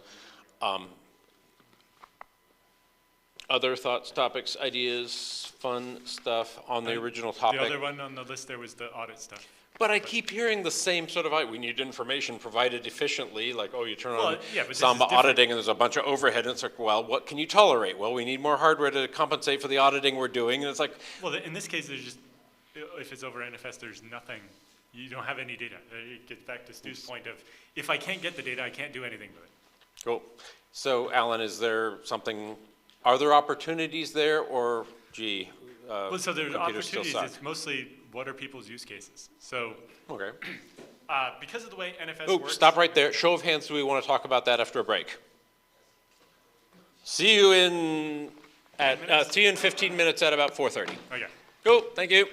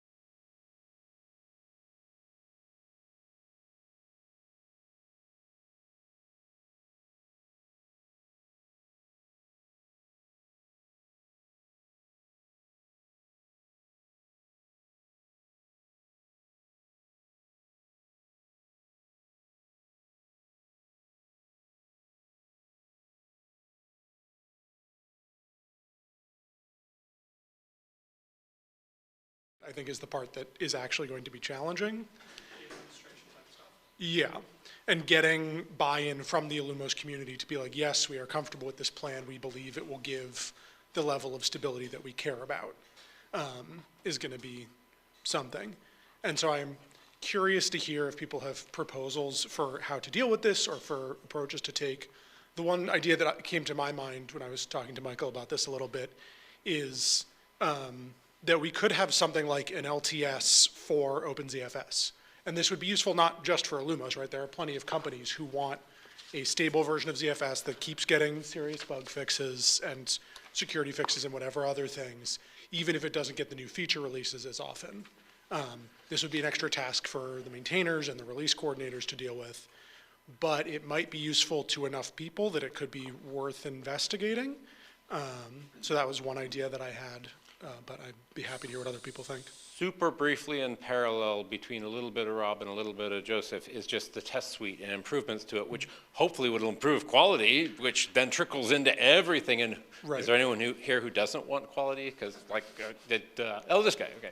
Well, So the other, the other kind of adjunct to that is, can we make the master branch or the main branch or whatever you want to call it of ZFS more usable by people so that testing in production or quasi-production of ZFS happens before the release is cut. Like right now, if people, the number of people using the development branch of ZFS is very low because you basically have to roll your own thing for whatever operating system that is to be able to do so. in FreeBSD land, didn't Martin Matrushka agree to have at least latest release or what? FreeBSD current is probably the only general way that most people would get access to unreleased versions of ZFS a bit early. But like if there was a repo of RPMs for Red Hat and whatever the apt packages or debs for Ubuntu and so on, how many people will be interested in that, and can we, I kind see of a hand going up. Get more mileage on the development version of ZFS so that the releases are not finding bugs that people find in the first couple of days after they start using it. Right, it's not a great sign when like you release a patch for Debian. release and then we find a bug in it that's just like the first time anyone deployed it at scale, we hit this, and our testing never Yeah. deployed it at scale.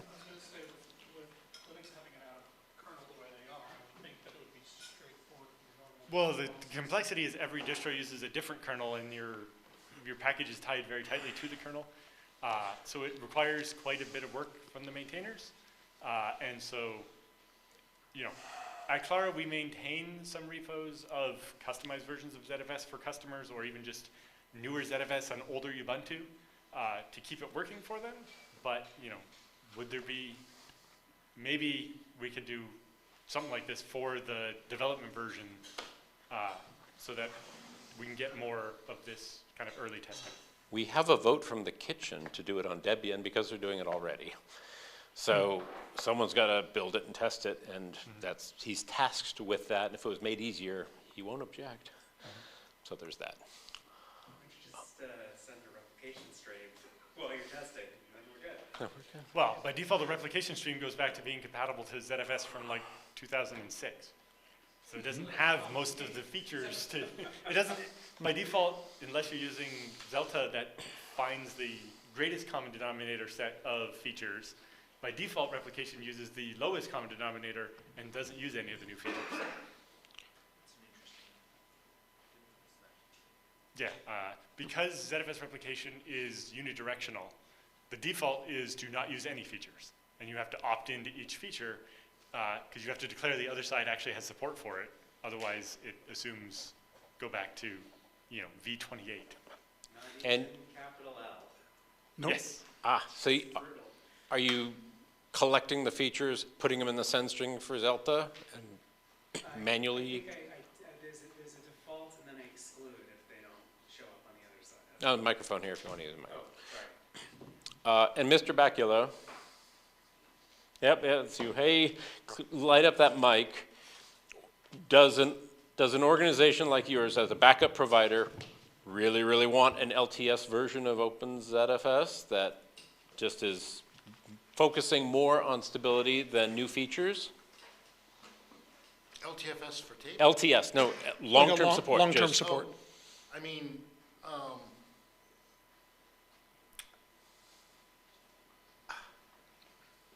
you know, backup companies, you know, as I mentioned earlier, like we want to back up everything from everywhere to everywhere.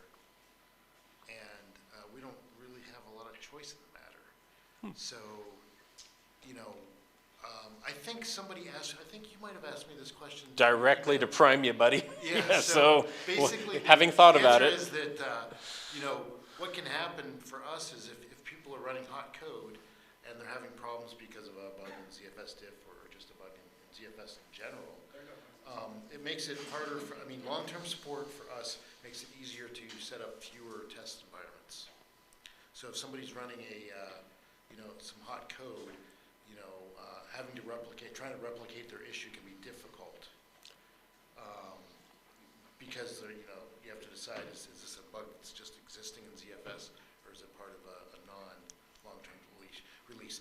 Most customers that are paying for backup are running long-term release versions of operating systems because they want that stability. They're not really trying to be bleeding edge with things unless maybe they're using a feature to, you know, advance their concern for a very specific reason that they might want to be using something that's not long-term. So, do we know what the versions being shipped by major enterprise distributions is? Like, I don't think Red Hat's got one, right? Well, so like So- Rocky Linux ships, I think 2.1. No, that Ubuntu ships 2.15 with 24. No, 2204 is 2.15 and 2404 is 2.32. I think. And Rocky, I think, ships 2.2 something as well. It depends on which kernel you're on and which version of Rocky and so on. Kind of to this point, all of the requests we've ever gotten are for newer ZFS on older LTS operating system, never the other way around. But you know, that's probably because if they're on the older operating system, they're fine with the older version of ZFS they already had. But yeah, most of the requests we get are, you know, we love ZFS and we want that new feature, whether it's the newer block reference tree stuff or newer fast dedupe or just, you know, the fact that ZFS 2.3 performs a good 10% better than 2.2 most of the time, just means that, you know, people want the newer stuff. Nobody's asked for the development version. I think we have one customer that is interested in the hierarchical performance thing, and you know, the people we wrote the raw send for, we give them a repo with that patch before it got upstream, but now that it's upstream, we don't have to do that anymore. I mean, from a LTS person, the reason LTS is there is for compliance, not for features. It is a line in the sand. This is where we're at when you're talking with auditors or anybody doing this kind of analysis and effing drivers. And application support and that kind of Right. thing. But But it's supporting a third party's request for such and such a thing. It's a baseline point where everybody can say, I meet this standard of LTS. Quick question. What does LTS mean to the notion of a meaningful external libzfs? It's like, oh, it's stable and predictable and consistent and all the things, It but means oh, you can can't never have change- that. You can never change it for 5 years at a time. Okay. 5 years.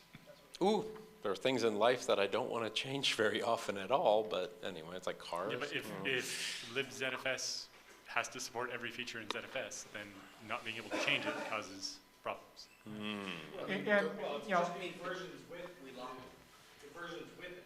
Yeah, but the problem is when it versions with it, but your third-party application ties to version X, Right. and then you switch to newer ZFS and your Python can't talk to ZFS anymore, that's, you're not meeting the goal of LTS of, you know, the ABI is stable. And that's where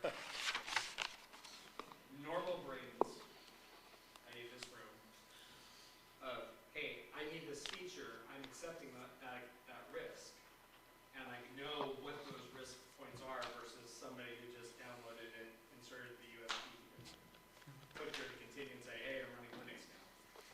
So, That's Well, the target like, audience for LTS. in the case of my one anecdote of it was I made some changes to make ZFS list 14 times faster, but it required adding an extra parameter to some of the calls in libZFS, and that broke all of Delphix's appliance. And they were very upset about that.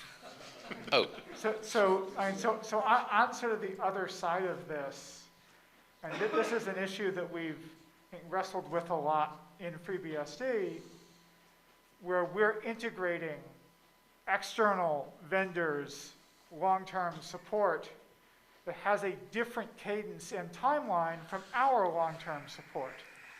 And that actually causes a lot of problems for the security team because then they're committed to supporting something that the original vendor has said, this is dead, go away.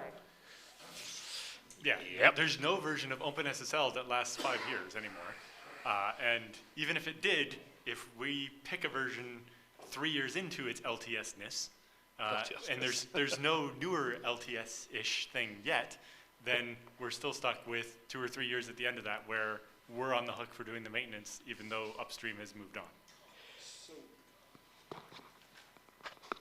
Put a different way, there are going to be operating system packagers who have a concept of LTS. Let's assume that OpenZFS per se does not want to have a long-term release itself. Is there anything about the fact that packagers are going to do that anyway that should inform the release process, the maintenance process of OpenZFS to make it less terrible when those bug reports come in? Well, I don't know. Or it'd be divergence really nice if the between Ubuntu those. people talk to us about which version they were going to use before they picked. Because like they picked 2.15 and there was a really, really important fix in 2.16 that would have been great if they had. Yeah, and I think that's exactly it, is by signaling an LTS, you have recognized it as the developer's idea of long-term stable.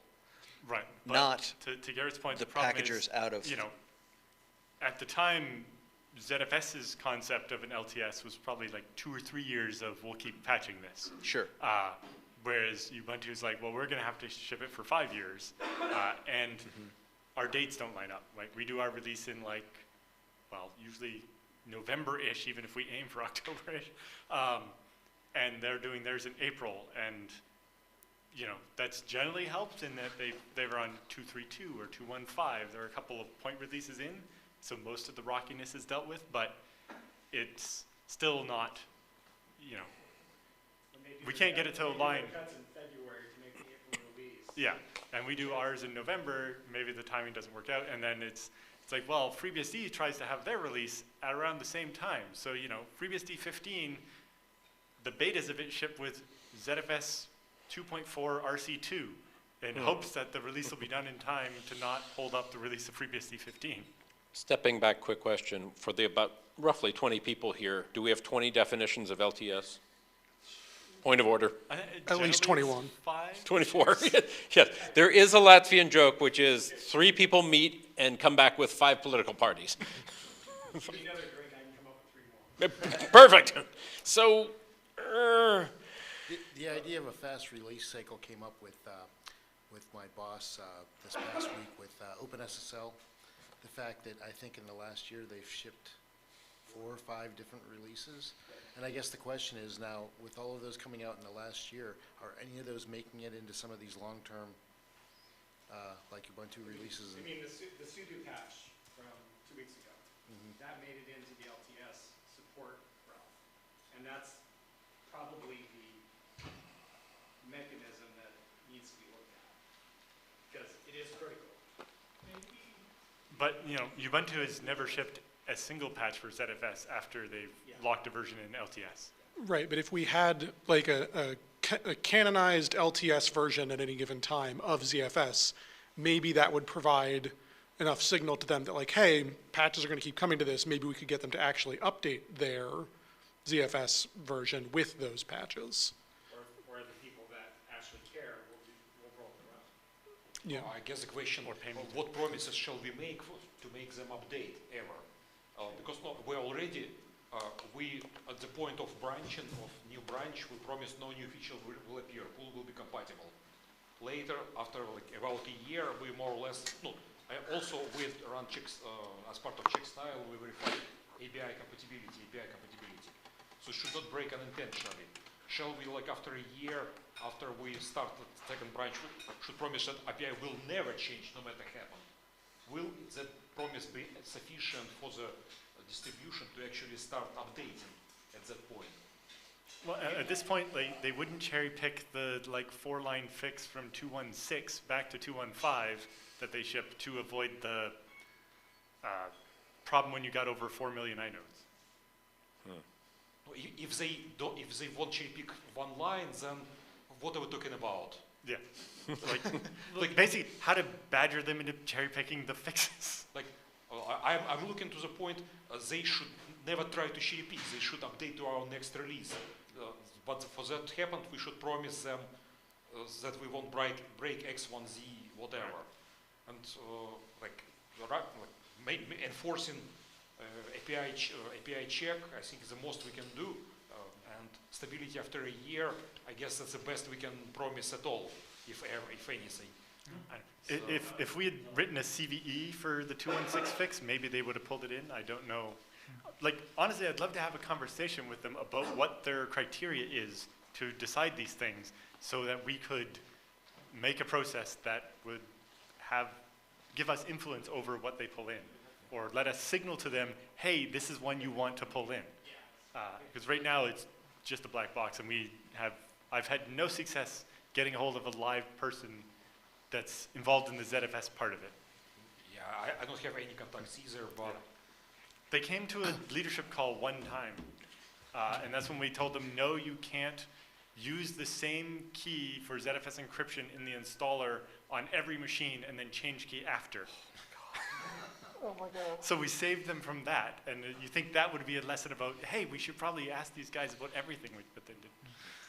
And so, like, the other challenge now, and I assume the other vendors have similar options, is that, like, certainly with Ubuntu, long-term is longer term than that. Yeah, you can pay for 10 years or something. We pay for 10 years of support for old Ubuntu LTS. And that is certainly much longer than, OpenZFS as a project has the capacity to continue to provide fixes for. How do you handle OpenSSL? Like, I mean, I hope Canonical has decent developers working for them. And it is definitely hope, because all of our previous experience with Canonical is not that great. So once they switched everything to Snap, that's their focus for everything, it's gone sideways. So maybe they reinvented PBIs. Yep. Yep. Sadly, Chris isn't here. He'll be here tomorrow, I think. I mean, honestly, at work we've been talking about, should we switch back to Debian because Canonical sucks. He's doing that. He's doing that. Ubuntu, we've done 18, 20, 22, 24, and I am not releasing another 24. Everything else is gone Debian. Which narrows the scope, for lack of a better term. It's like, well, what does a kind of developmental release and LTS for FreeBSD, for Debian, reach out to the project, get them on the leadership calls, find who the liaison is, not this whole secrecy thing that never works well in open source. What? Debian. They don't work with partner projects? Like what? Secrecy. Secrecy, great. Hi, Rob. Oh, hello. Hi, I just got back from the shops and tuned in and heard, and all I was going to say is, in my opinion, if the only operating systems or projects or whatever that count are the ones that actually turn up at OpenZFS, which is a bit like what Ala was saying. Ubuntu in their very latest. It's not their LTS, but their very latest. That like they've made a commitment that they will always ship the very latest kernel, which means in their testing they are running like pre-patches that we have for unreleased kernels, and it's just like maybe, but you've got to turn up for that, and if you can't just run unreleased patches kind of thing and require us to support them. Similarly, if they've got 10 years of, if they're selling 10-year LTSs, then like turn up, spend some of that money, you know, like if your customers are demanding it, yeah, be there. I don't mind Debian so much because Debian are doing a bunch of work with us at the moment, mostly contributing their packaging and updating the Debian packaging we carry in the Git tree to kind of better match what they're doing and, you know, produce better quality packages. It's like, for me, I'm like, that's great, brilliant. That doesn't necessarily mean they're always going to ship something that I think we should support, but I'm far more willing to work with them. And similarly, FreeBSD. I mean, I recognize that FreeBSD operates on, you know, a different release cadence and that sort of thing. But on the other hand, anytime there is something not right with FreeBSD in OpenZFS,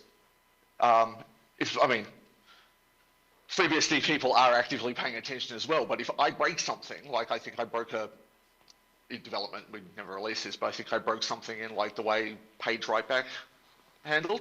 I pinged one person, we hashed it out over like a couple of days and it was sorted. It's like, because they do the work, they show up. So that's pretty much the end of it. So I think that's what Alexander was saying. Like if what are we aiming at if they're not actually even in the room, you know? I just wanted to point out briefly that, you know, when I'm thinking of something like a long-term stable, I'm really thinking of, you know, what are the feature flags we're supporting at that level, and what ones do we think are good enough to actually be used, at least from a user's perspective. Yeah, and even in general, we've had this question a couple times, especially if we start getting more people using the development branch. You know, right now, zpool upgrade nags you if there's any feature flag you don't have, it keeps nagging you to turn it on. And if you create a new pool, all the features are on by default. There may be cases where, you know, building, as we're, you know, demoing a new dataset feature or a new pool flag, it'd be useful to have it be, you know, not necessarily automatically enabled, but at the same time, if it's not enabled, if nobody uses it, it doesn't get any testing, and you have the opposite problem too. But yeah, for an LTS, you know, our as Matt mentioned, our current setup is like, you know, once we ship 2.1 and 2.2, the set of feature flags for that isn't going to change. But, you know, maybe there's always a tension between people who are using that branch and want the, you know, administrative features and the command line improvements and little things versus the people that don't want anything to change. And to some degree, I'm a little more in the camp of, you know, once the release is done, maybe it's better to not touch it much. But at the same time, people having to wait a year for the next ZFS release has an issue. But also, if their distro is not going to pick that up until their next release, then suddenly you can have this gap where it's like, yeah, ZFS has all these new features, but I can't use them until 3 years from now. And so there's this constant tension between, if we backport new stuff to the stable branches, it gets use, and that's great. But it also has the risk that, hey, if we keep changing things in the stable branch, then there's a chance that that will disrupt something. Yeah. I mean, I think sorry, did you want to go? You go. I was just going to respond and say that, from my perspective, the only thing that should be changing in that stable branch when you're not pushing out a completely new release on it is bug fixes. Right, but when you say a release, are you talking about 2.19 or 2.2? If you're at 2.18. That depends on how you interpret the version numbers. Yeah, well, and what is a stable branch? So, yep. Everybody's opinion on that one is different, or most people have more than one opinion on it. Well, and so to circle back to the original context of the discussion a little bit, when we were talking, the original context of the discussion, for anybody who wasn't here or wasn't listening or wasn't on the call yet, was trying to get Illumos and OpenZFS to reunite with each other a little bit. And in that context, I mean, Alan, you have a good point about, if you don't ship any feature updates into the long-term stable branch, then it's going to be years and years before people actually get to use the new features. But on the other hand, right now, the Illumos state of affairs is that a bunch of stuff just never gets moved into the Illumos tree because, like, they don't have enough internal demand for it necessarily, and they're not confident enough in its long-term quality because bugs happen over time. And so right now they're in the worst state of affairs where they have a totally different code base, so we're not working together at all, and new features take a long time to get there or never get there, and they have to separately manually figure out what all the bug fixes are, pull them in for the things that specifically apply to them. And so having a long-term stable release that did only do bug fixes, we canonize, 251. This will be a long-term support release. It will have no new features. It will 2510, 2511, 2512, and just put bug fixes in that. Maybe it wouldn't be good for everything, obviously, right? There would always be people who want new features would not want that. But for people who are, that's a great way to break it, saying, hey, this is how we OpenZFS are doing it. Mm-hmm. Do the .1s have a specific meaning in OpenZFS? I should know that. No, I picked it at random. And should they? Well, to Paul's point there, one of the things we did before, because of the sprawl of feature flags, was defining, in addition to, TrueNAS-24, that would be whatever feature flags were supported by that version of TrueNAS, there was just an OpenZFS standard like OpenZFS-2024, right, and OpenZFS-2025. Did that take off? I don't know how well that's been maintained, but if we use that to basically have not version numbering for the LTS, right? We ship, ZFS-2025 is the LTS for 2025, and that maybe happens to be 2.5.1 plus patches that come after it or whatever. And maybe minus a few things, just if it's super experimental. Right, or whatever. It's basically, yes, the version that only ever gets the serious bug fixes. We're not going to fix manual pages things. We're not going to fix little things. It's just the absolute minimum set of changes. Maybe there's some interest in that, but I don't know. And then, does it get that much more complicated to deal with the sprawl of how many different versions of ZFS are we trying to keep working at once? As it is, trying to do 2.1, 2.2, and 2.3, and now 2.4 is getting crazy, and we're going to basically drop 2.1, but that's probably the version that's used the most because of Ubuntu and Red Hat, and the Rocky Linuxes and so on. And, it gets complicated quick. Yeah, it would certainly take resources to do an LTS style thing. Right? We would need to have maintainer time and testing time and all these things that are dedicated to this. And Tony's not here right now. Yeah, that is true. And it sounds like Brian will be here, so some of this is their territory. But what I do want to prime it and first document those 75 definitions of LTS and stable among the 20 of us, because wow, that is multifaceted. Andrew? To what you were saying, Alan, about the doing a year, doing a 2005, 2006, whatever, 2025, you know what I mean? I think that fits exactly with kind of what my definition of an LTS would be.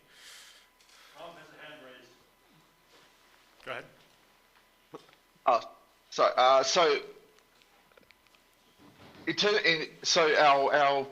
our LTS is currently 2.2, which we're just about to finish when 2.4 comes out. Just so we know what we're talking about. But are we talking about disk format here? Because or feature set? Because we have a roughly yearly release cadence right now. So I think you missed the beginning of the discussion. The discussion was getting Illumos back on board as part of OpenZFS, yeah, all right, so and they want a version that's very, very, very stable.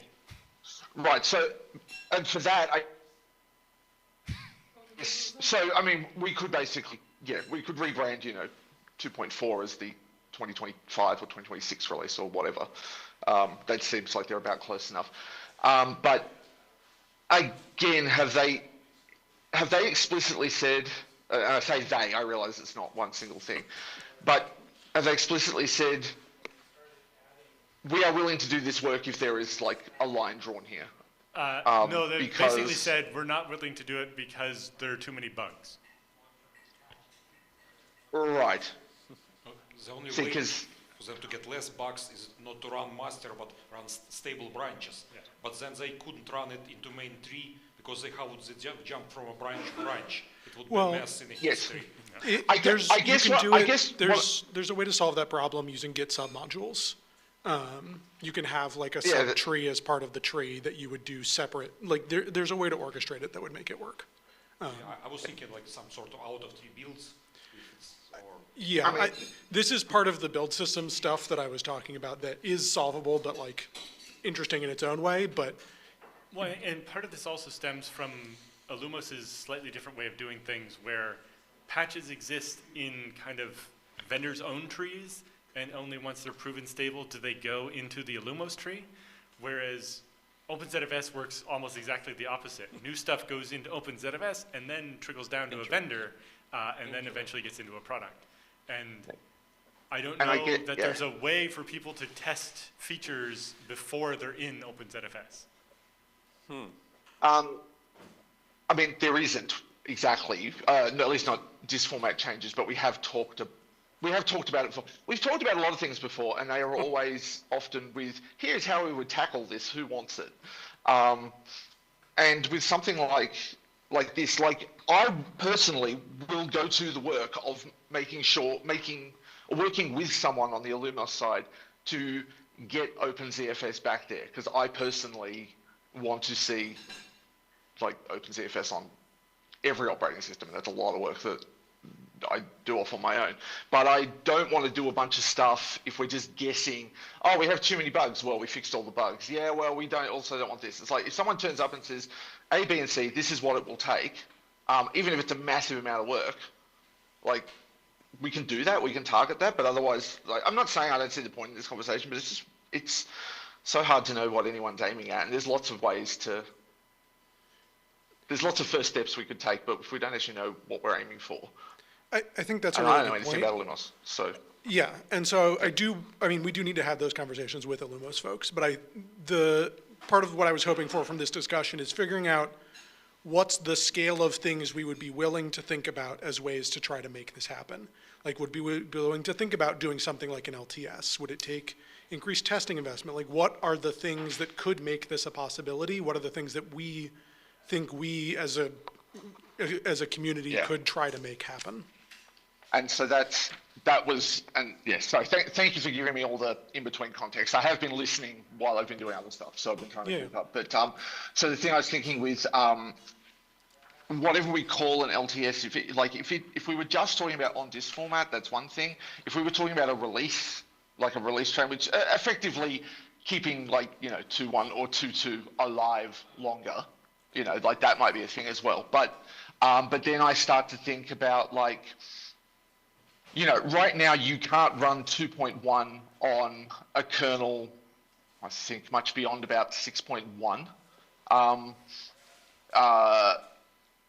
because we haven't made any of those patches there. There are 4 major kernel releases a year. Are we going to have people who want to run, LTS 22, ZFS LTS 22 on, not even experimental Linux, like the last, Debian LTS or Debian stable, which will become LTS, is 6.12. So are we then putting kernel patches onto this, kernel support patches on this? Because that means, 4 releases a year. That also means a bunch of refactoring and churn, and I think fairly safe, but that's an easy call for me to make. So there's a lot of different, and there's probably other facets we can draw the lines on. Linux specific? Yeah, so if I can make a comparison, and I do think that is a Linux issue, but certainly.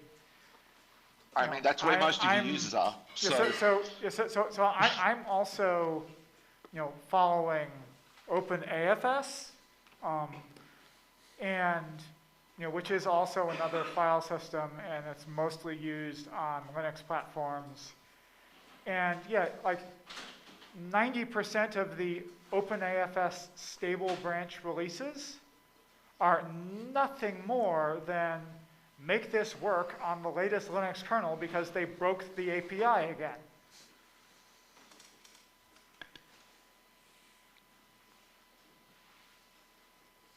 I mean, maybe we just say that's a carve out for that, but I don't know, because it depends would a whole bunch of people go, oh wow, ZFS without the churn, without the worry that there's a bug in the latest feature, would a lot more people go for that straight up? Maybe, I don't know. They certainly might prefer it to, you only get the fixes for your Linux-based file system when you get the newest kernel, which is bananas to me.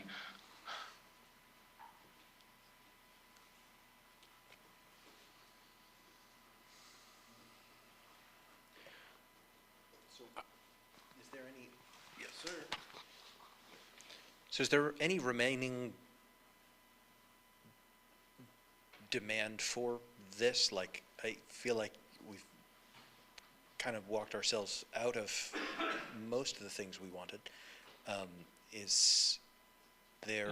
Both we and Illumos would prefer they were on board in OpenZFS, and they would like to have access to the newer stuff. It's just maybe still a lot of expectation mismatch, and part of that might just, be everybody's definition of what these words means is different, and it needs to be spelled out a lot more clearly on both sides. Well, I view the Illumos thing as sort of being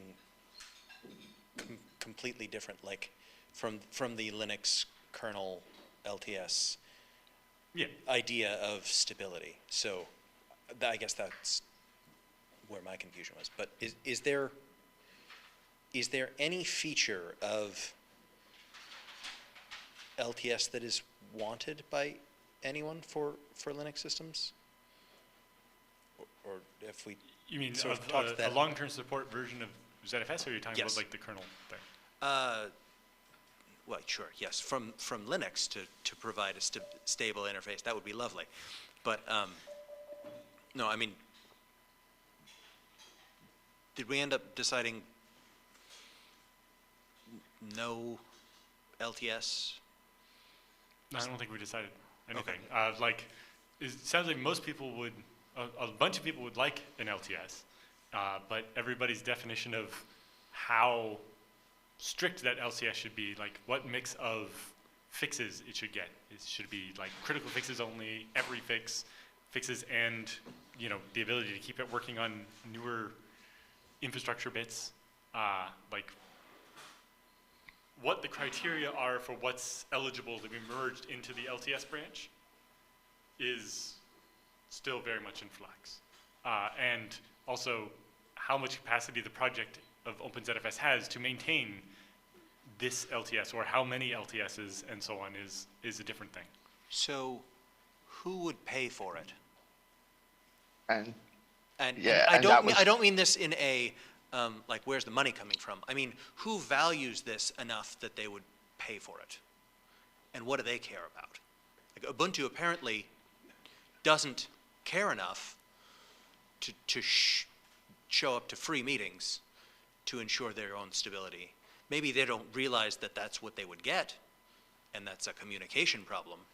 But is there anybody else? Like, are there vendors that want to ship an application on ZFS that want stability, that want not new features? That I don't know. I know there are vendors that want the newer features on their older version of the OS, and they've come and we've done that for them, but that's... I mean, so the classic way that it's always worked for vendors of Linux-based products is, well, they pick one version when they built the product, and that is the only version you will ever have. Right. And then there's the pain of the major upgrade. And that's basically the model Ubuntu has currently, right? They ship an LTS, it has this version of ZFS, and they never touch it, even when there's a critical bug fix. One standard I was thinking of is, you were mentioning you want to get rid of the support for the latest, or the eldest supported release. What would it take you to say, nope, we will keep that one, and we will stop supporting the one after it? So keep 2.1 and drop 2.2 instead. Correct. Right, because that's kind of what an What LTS is the world in which you would do that? Honestly, I think the biggest drawback right now is we don't have a good breakdown of what versions of ZFS people are actually running. If more people are using 2.1, maybe it makes sense to keep 2.1 instead of 2.2. Right now, since lacking that data, our decision is based on it's a lot harder to maintain the much older version than to, backport fixes to a version that's a year newer than the current oldest one. Yeah, I mean, ultimately, some of this has to come down to developer capacity. Certainly, in the FreeBSD project, we discovered like having 3 stable versions at once is kind of untenable. And so we changed the release schedule so that we only support 2. And, if you have a version that is quote unquote stable, but there's like only one developer who ever cares to backport things to it, then it's not so much stable as dead. And, I don't think you're doing the community a service if you claim that, well, this is a really, really stable release, when in reality, you're just not paying any attention to it at all. It's so stable, it's not moving anymore. Yeah, well, and to some degree, that's what people are wanting, is a version that never changes, but they also want it to get care and feeding. And a pony. Rob? Yeah, and I mean, is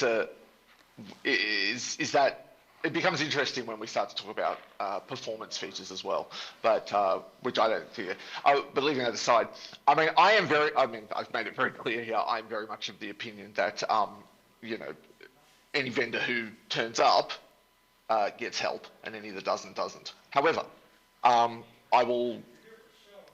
possible different argument is, and I don't know how much I believe this, but if we were to offer this sort of, a stable base that we sort of guarantee people can build off, and we make it easier for vendors and, vendors to work with us in that respect, does that actually widen the pool of developers? Does that make it easier for people to get started? And it is chicken eggy, but I don't know, and I don't really have the inclination to find out, but that's me, I think. Does anyone in the room have a cadence of any project that they just love? They may or hate the project but love the cadence. Is there just a great feeling cadence for long-term support and stable branches and blah, blah, blah, blah, blah?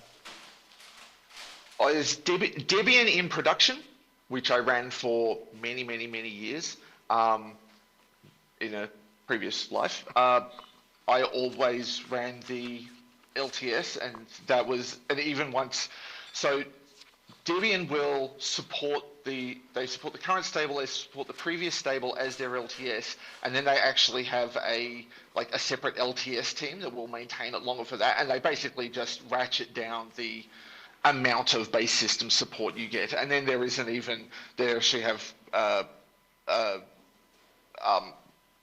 commercial partners who will do like ultra long-term support, so I think you can still run Jesse 5 years after it's out of support, and they'll still support it for you. So I used to run the LTS for a couple of years past its use by date, and that was because our deployment infrastructure was, we didn't want the base system to change ever. But things that we did want to change, the application software that we wanted to continually upgrade, we would write our own build support to build out our own packages and deploy those. And I really like that model. I cannot imagine running replacing the foundations of my house every 3 years. It's mad, but I will definitely switch the furniture out over 3 years, right? So yeah, that's, I was looked at weirdly, even in my own company, but anyway. So I simultaneously love and hate the FreeBSD release cadence. I like the idea of like every 2 years we do a major release. I hate the time of year that it happens because I only have basically 2 windows when I can do major changes, and they are between Christmas and New Year's and in the summer. And the summer window is nice and big, but if you're like bringing out a release that's in December 1st, that is not nearly enough time for me to actually like test, to deploy at Christmas. And I've certainly pointed this out. This is one of the reasons why we never take like a .0 or a .1 FreeBSD release, because the schedule is such and the long tail of bug fixes is such that we just don't want, we don't want to be stuck with something that we deployed as a .0 in December, and then all of a sudden we have to change everything again, on an unscheduled basis in, March, April, May. But overall, I think particularly like, having the regular cadence of minor releases is, a very helpful thing. And then we can choose, that sort of fits better in with our schedule, and we can choose, okay, well, this summer we went to 14.3. We're not going to take 15, but we'll take 14.4, and then probably 15.1 or 15.2, whatever is the current 15 when that happens. Which obviously also influences which version of OpenZFS we have as well. Because you won't get the RAID Z slow sit out until you get to some 15 based. I will stick with the takeaway of quality, because you kind of want it all to be good, and there's the narrative, I hope it's true, that for the most stable OpenBSD you run latest because people test the crap out of it and then only put it in and trickles whichever direction quite safely. That's the narrative. Let me know if it's accurate or not. So let's use that to segue into Test Suite tomorrow and other topics. And Rob, if you want to close us out with some brilliance from down under, let her rip. No, I got nothing. I'm just unpacking the shopping. No, I just had a question. That is, and about people in the room, if you are using an enterprise support, an enterprise supported Linux distribution that ships with ZFS, and that may only be Ubuntu, what is the thing that stops you? So what is the thing that stops you updating ZFS from upstream rather than just using the one in Ubuntu, and anticipating the answer, which often is there is a compliance thing that says we can only use what's in the supported operating system. If you are a paying operating system customer, are you then yelling at the vendor and saying, I'm paying you for this, I actually need this thing, I have to get it through you, it exists over there, how do we make that happen? They may not be questions for today if you guys have to go, but anyway. We do pay for, whatever the hell they're calling Ubuntu Pro this month. And we've never had that particular issue with OpenZFS, or honestly with anything else. Basically, we're just paying them for security support. So that's sort of where we come about. We just, we're kind of slow, and our cadence of rototilling research systems is just enough disaligned with the cadence of any long-term support release of anything that people sometimes need to be able to pay money for the peace of mind that they will get security patches on this otherwise antiquated operating system that nobody is supporting otherwise. Yeah, I think in general there's, not rare, but people need to have a specific use case to have the kind of dire need for a new ZFS feature. There are a bunch of people who are in that case, you know, backup companies that want newer BRT and, you know, people that need fast dedupe, or there are just performance fixes specific to a certain configuration, or Z standard alone. yeah, things like that, that mean they have a strong need for a newer version of ZFS because that's where the feature is. But even them, most of the time, would prefer an LTS style thing. Once I got the feature I needed, I don't want anything else to change again. There's not as many people who are after just, I always want the latest ZFS. To that point, how coupled are feature flags such that you can so frame them and isolate them that you can push them way the hell back or not, and pick and choose easily as opposed to difficultly? It would be easy, but it's the feature that The flag feature protects itself. that there's some interdependencies and mostly just, you know, the change in the code around Lazille, for example, between 2.1 and 2.4 is massive. Everything's changed. Got it. Or like, you know, when Mav did the better prefetch code and the 2 layers of arc in the arc, those changed a lot of code, and it's much better now, but it means that any future change to the arc is going to be really difficult to backport because it's based on this newer code. Perfect examples.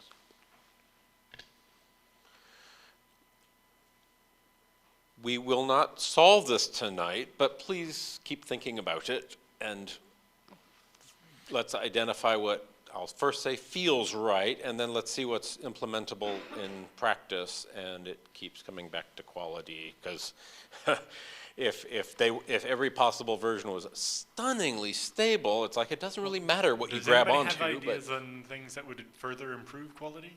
Test suite is one that's on the table of like, right. No one likes what it. What about the test suite? KSH first comes up, and then. So you're saying it's too hard to add new tests? Is that what you're saying? You were part of that conversation, I thought. Right now, I'm just focused on getting the test suite running in a bunch of places and seeing what explodes. I have no conclusions yet. Yeah. Rob might have some thoughts. We had a great Rob has user call about this. So there's a slot for this tomorrow, right? Yeah. Yeah. Specifically, but let's just prime of how it relates to LTS-ish things that might not matter if things were fantastically quality oriented, but hey, I want a pony too. Well, I think most of what people would consider quality are not things that the test suite is well suited to, right? It's not, does this feature do what we expect in isolation? It's what happens under this much broader set of circumstances where we are doing a bunch of different things at once. And, you know, the work the younger guy from AWS did here last year to make Z-test be able to run exactly the same test a second time to debug them quicker. I wish that had gotten into a PR. That did? Okay. It was just a hackathon, so he only had an afternoon's of work of it, but he got far enough that it would have been really handy to have. And their name was? One of the 2 people who has a badge, so hopefully they'll be here on Monday. Cool. Hold that thought. Yeah. Great. Anything else at this time? Time check. Stu, how you doing? Just about ready. Well, let's do our little wash up for dinner, and thank you, everybody. Let me do a little mic here. Doing performance tests in the test suite is difficult because in the cloud you don't know what the performance of a disk is going to be, and physical hardware is just as many gremlins.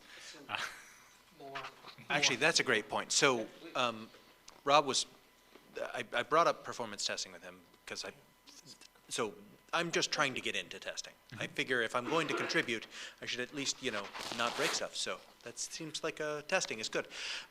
But performance testing, he mentioned, is not remotely where it needs to be in the central code base, but there may be like secret performance tests that vendors are using to make sure that their customers don't yell at them. Is there do you have feelings as to where that could be usefully improved? I don't have a good grasp of what infrastructure would have to exist to be able to reliably test things. Okay, So, that as an I analogy, actually am deeply acquainted with. Okay. As an analogy, in FreeBSD, one of the developers maintains a GitHub repo called NetBenches. Okay. And it is looking at the forwarding rate, packets per second of routing that a FreeBSD machine can do. He's got a certain subset of machines, like 6 machines, going from a little Denverton Atom thing up to a big server. Okay. With the same NICs, and he runs the same benchmark on different versions, and you can see commits over time how they affected performance. Okay. Something like that for ZFS would be great, but I've never seen anybody get a disk to perform as same way twice like a network card mostly does. Okay. So, but if I could get you the same, man, this is hard because I can imagine negotiating to get you cloud And Flash makes it infrastructure, much, but much harder. Anything in the cloud is a distributed system on top of another file system. Exactly. What if you're going to do it on? You could maybe get it on something that has local NVMEs and do it against the local NVMEs, but then that's not a. As you boot different instances, they're not going to. The disk is worn differently. Right. Maybe you could use provisioned IOPS, which are really expensive from AWS, to know I'm supposed to get 1,000 IOPS. Am I getting 1,000 IOPS? But usually what we're looking for is, much hairier end of the spectrum where, buying that many provisioned IOPS would be exceedingly expensive and, yeah. The last word goes to Rob, who's remote and is delightful, and Paul, who kicked it off. So Rob, if you're with us, any final thoughts at this very moment in time? No, I hope you all enjoy your dinner. It sounds awesome. Great thought. It does. My one thought was, the one thing I was going to say is that at least at one point, Delphix, now Perforce, did do roughly day-by-day performance tests that included tests of the tests of ZFS that were relevant to their stuff. I don't know if they still do that because I haven't been there in a year, but it is possible to do, and when they're here on Monday, we could ask them how they feel about doing that. Do you know, was that just real hardware stuck in a corner? Yeah, it was real hardware in a data center. I've done some testing where I was taking a pool and I was moving it in between OSs, but it was the same pool for each one for the purpose of performance testing. That said, I still don't necessarily know that the disks are necessarily going to perform the same this time as they are this time because it's physical hardware. Yeah, but the Developer Summit, there will be more organizations here with a bunch of resources that are, dedicated to deploying or creating ZFS at scale. So there may be a conversation to have with people then, is the last thing I wanted to bring up. Because, the other question is, are you starting with a fresh pool each one of these benchmarks are doing once a day? Or are you keeping the pool from last time? You can ask for what you want. Right, but then over time, maybe your pool gets fragmented and that affects performance. It makes it look like you have a regression when you don't, and so on. So far, the main one when we thought we saw a performance regression between, I think it was 2.1 and 2.3, it turned out it was the RAID-Z sit-out feature. When you use all NVMe drives, the latencies are so close that the difference made it look like one NVMe was bad when it was actually just, a couple % slower because the network, because it was over fabric. I think a real challenge with this stuff. I'm assuming we're sort of. Are we done? If we want to switch officially to dinner time, then we should have that, and then we can also have side discussions. So is it that time? Your meeting, not mine. I mean, I think we are done as a group. Dinner is ready. Thank you, Dinner everybody. time. You rock.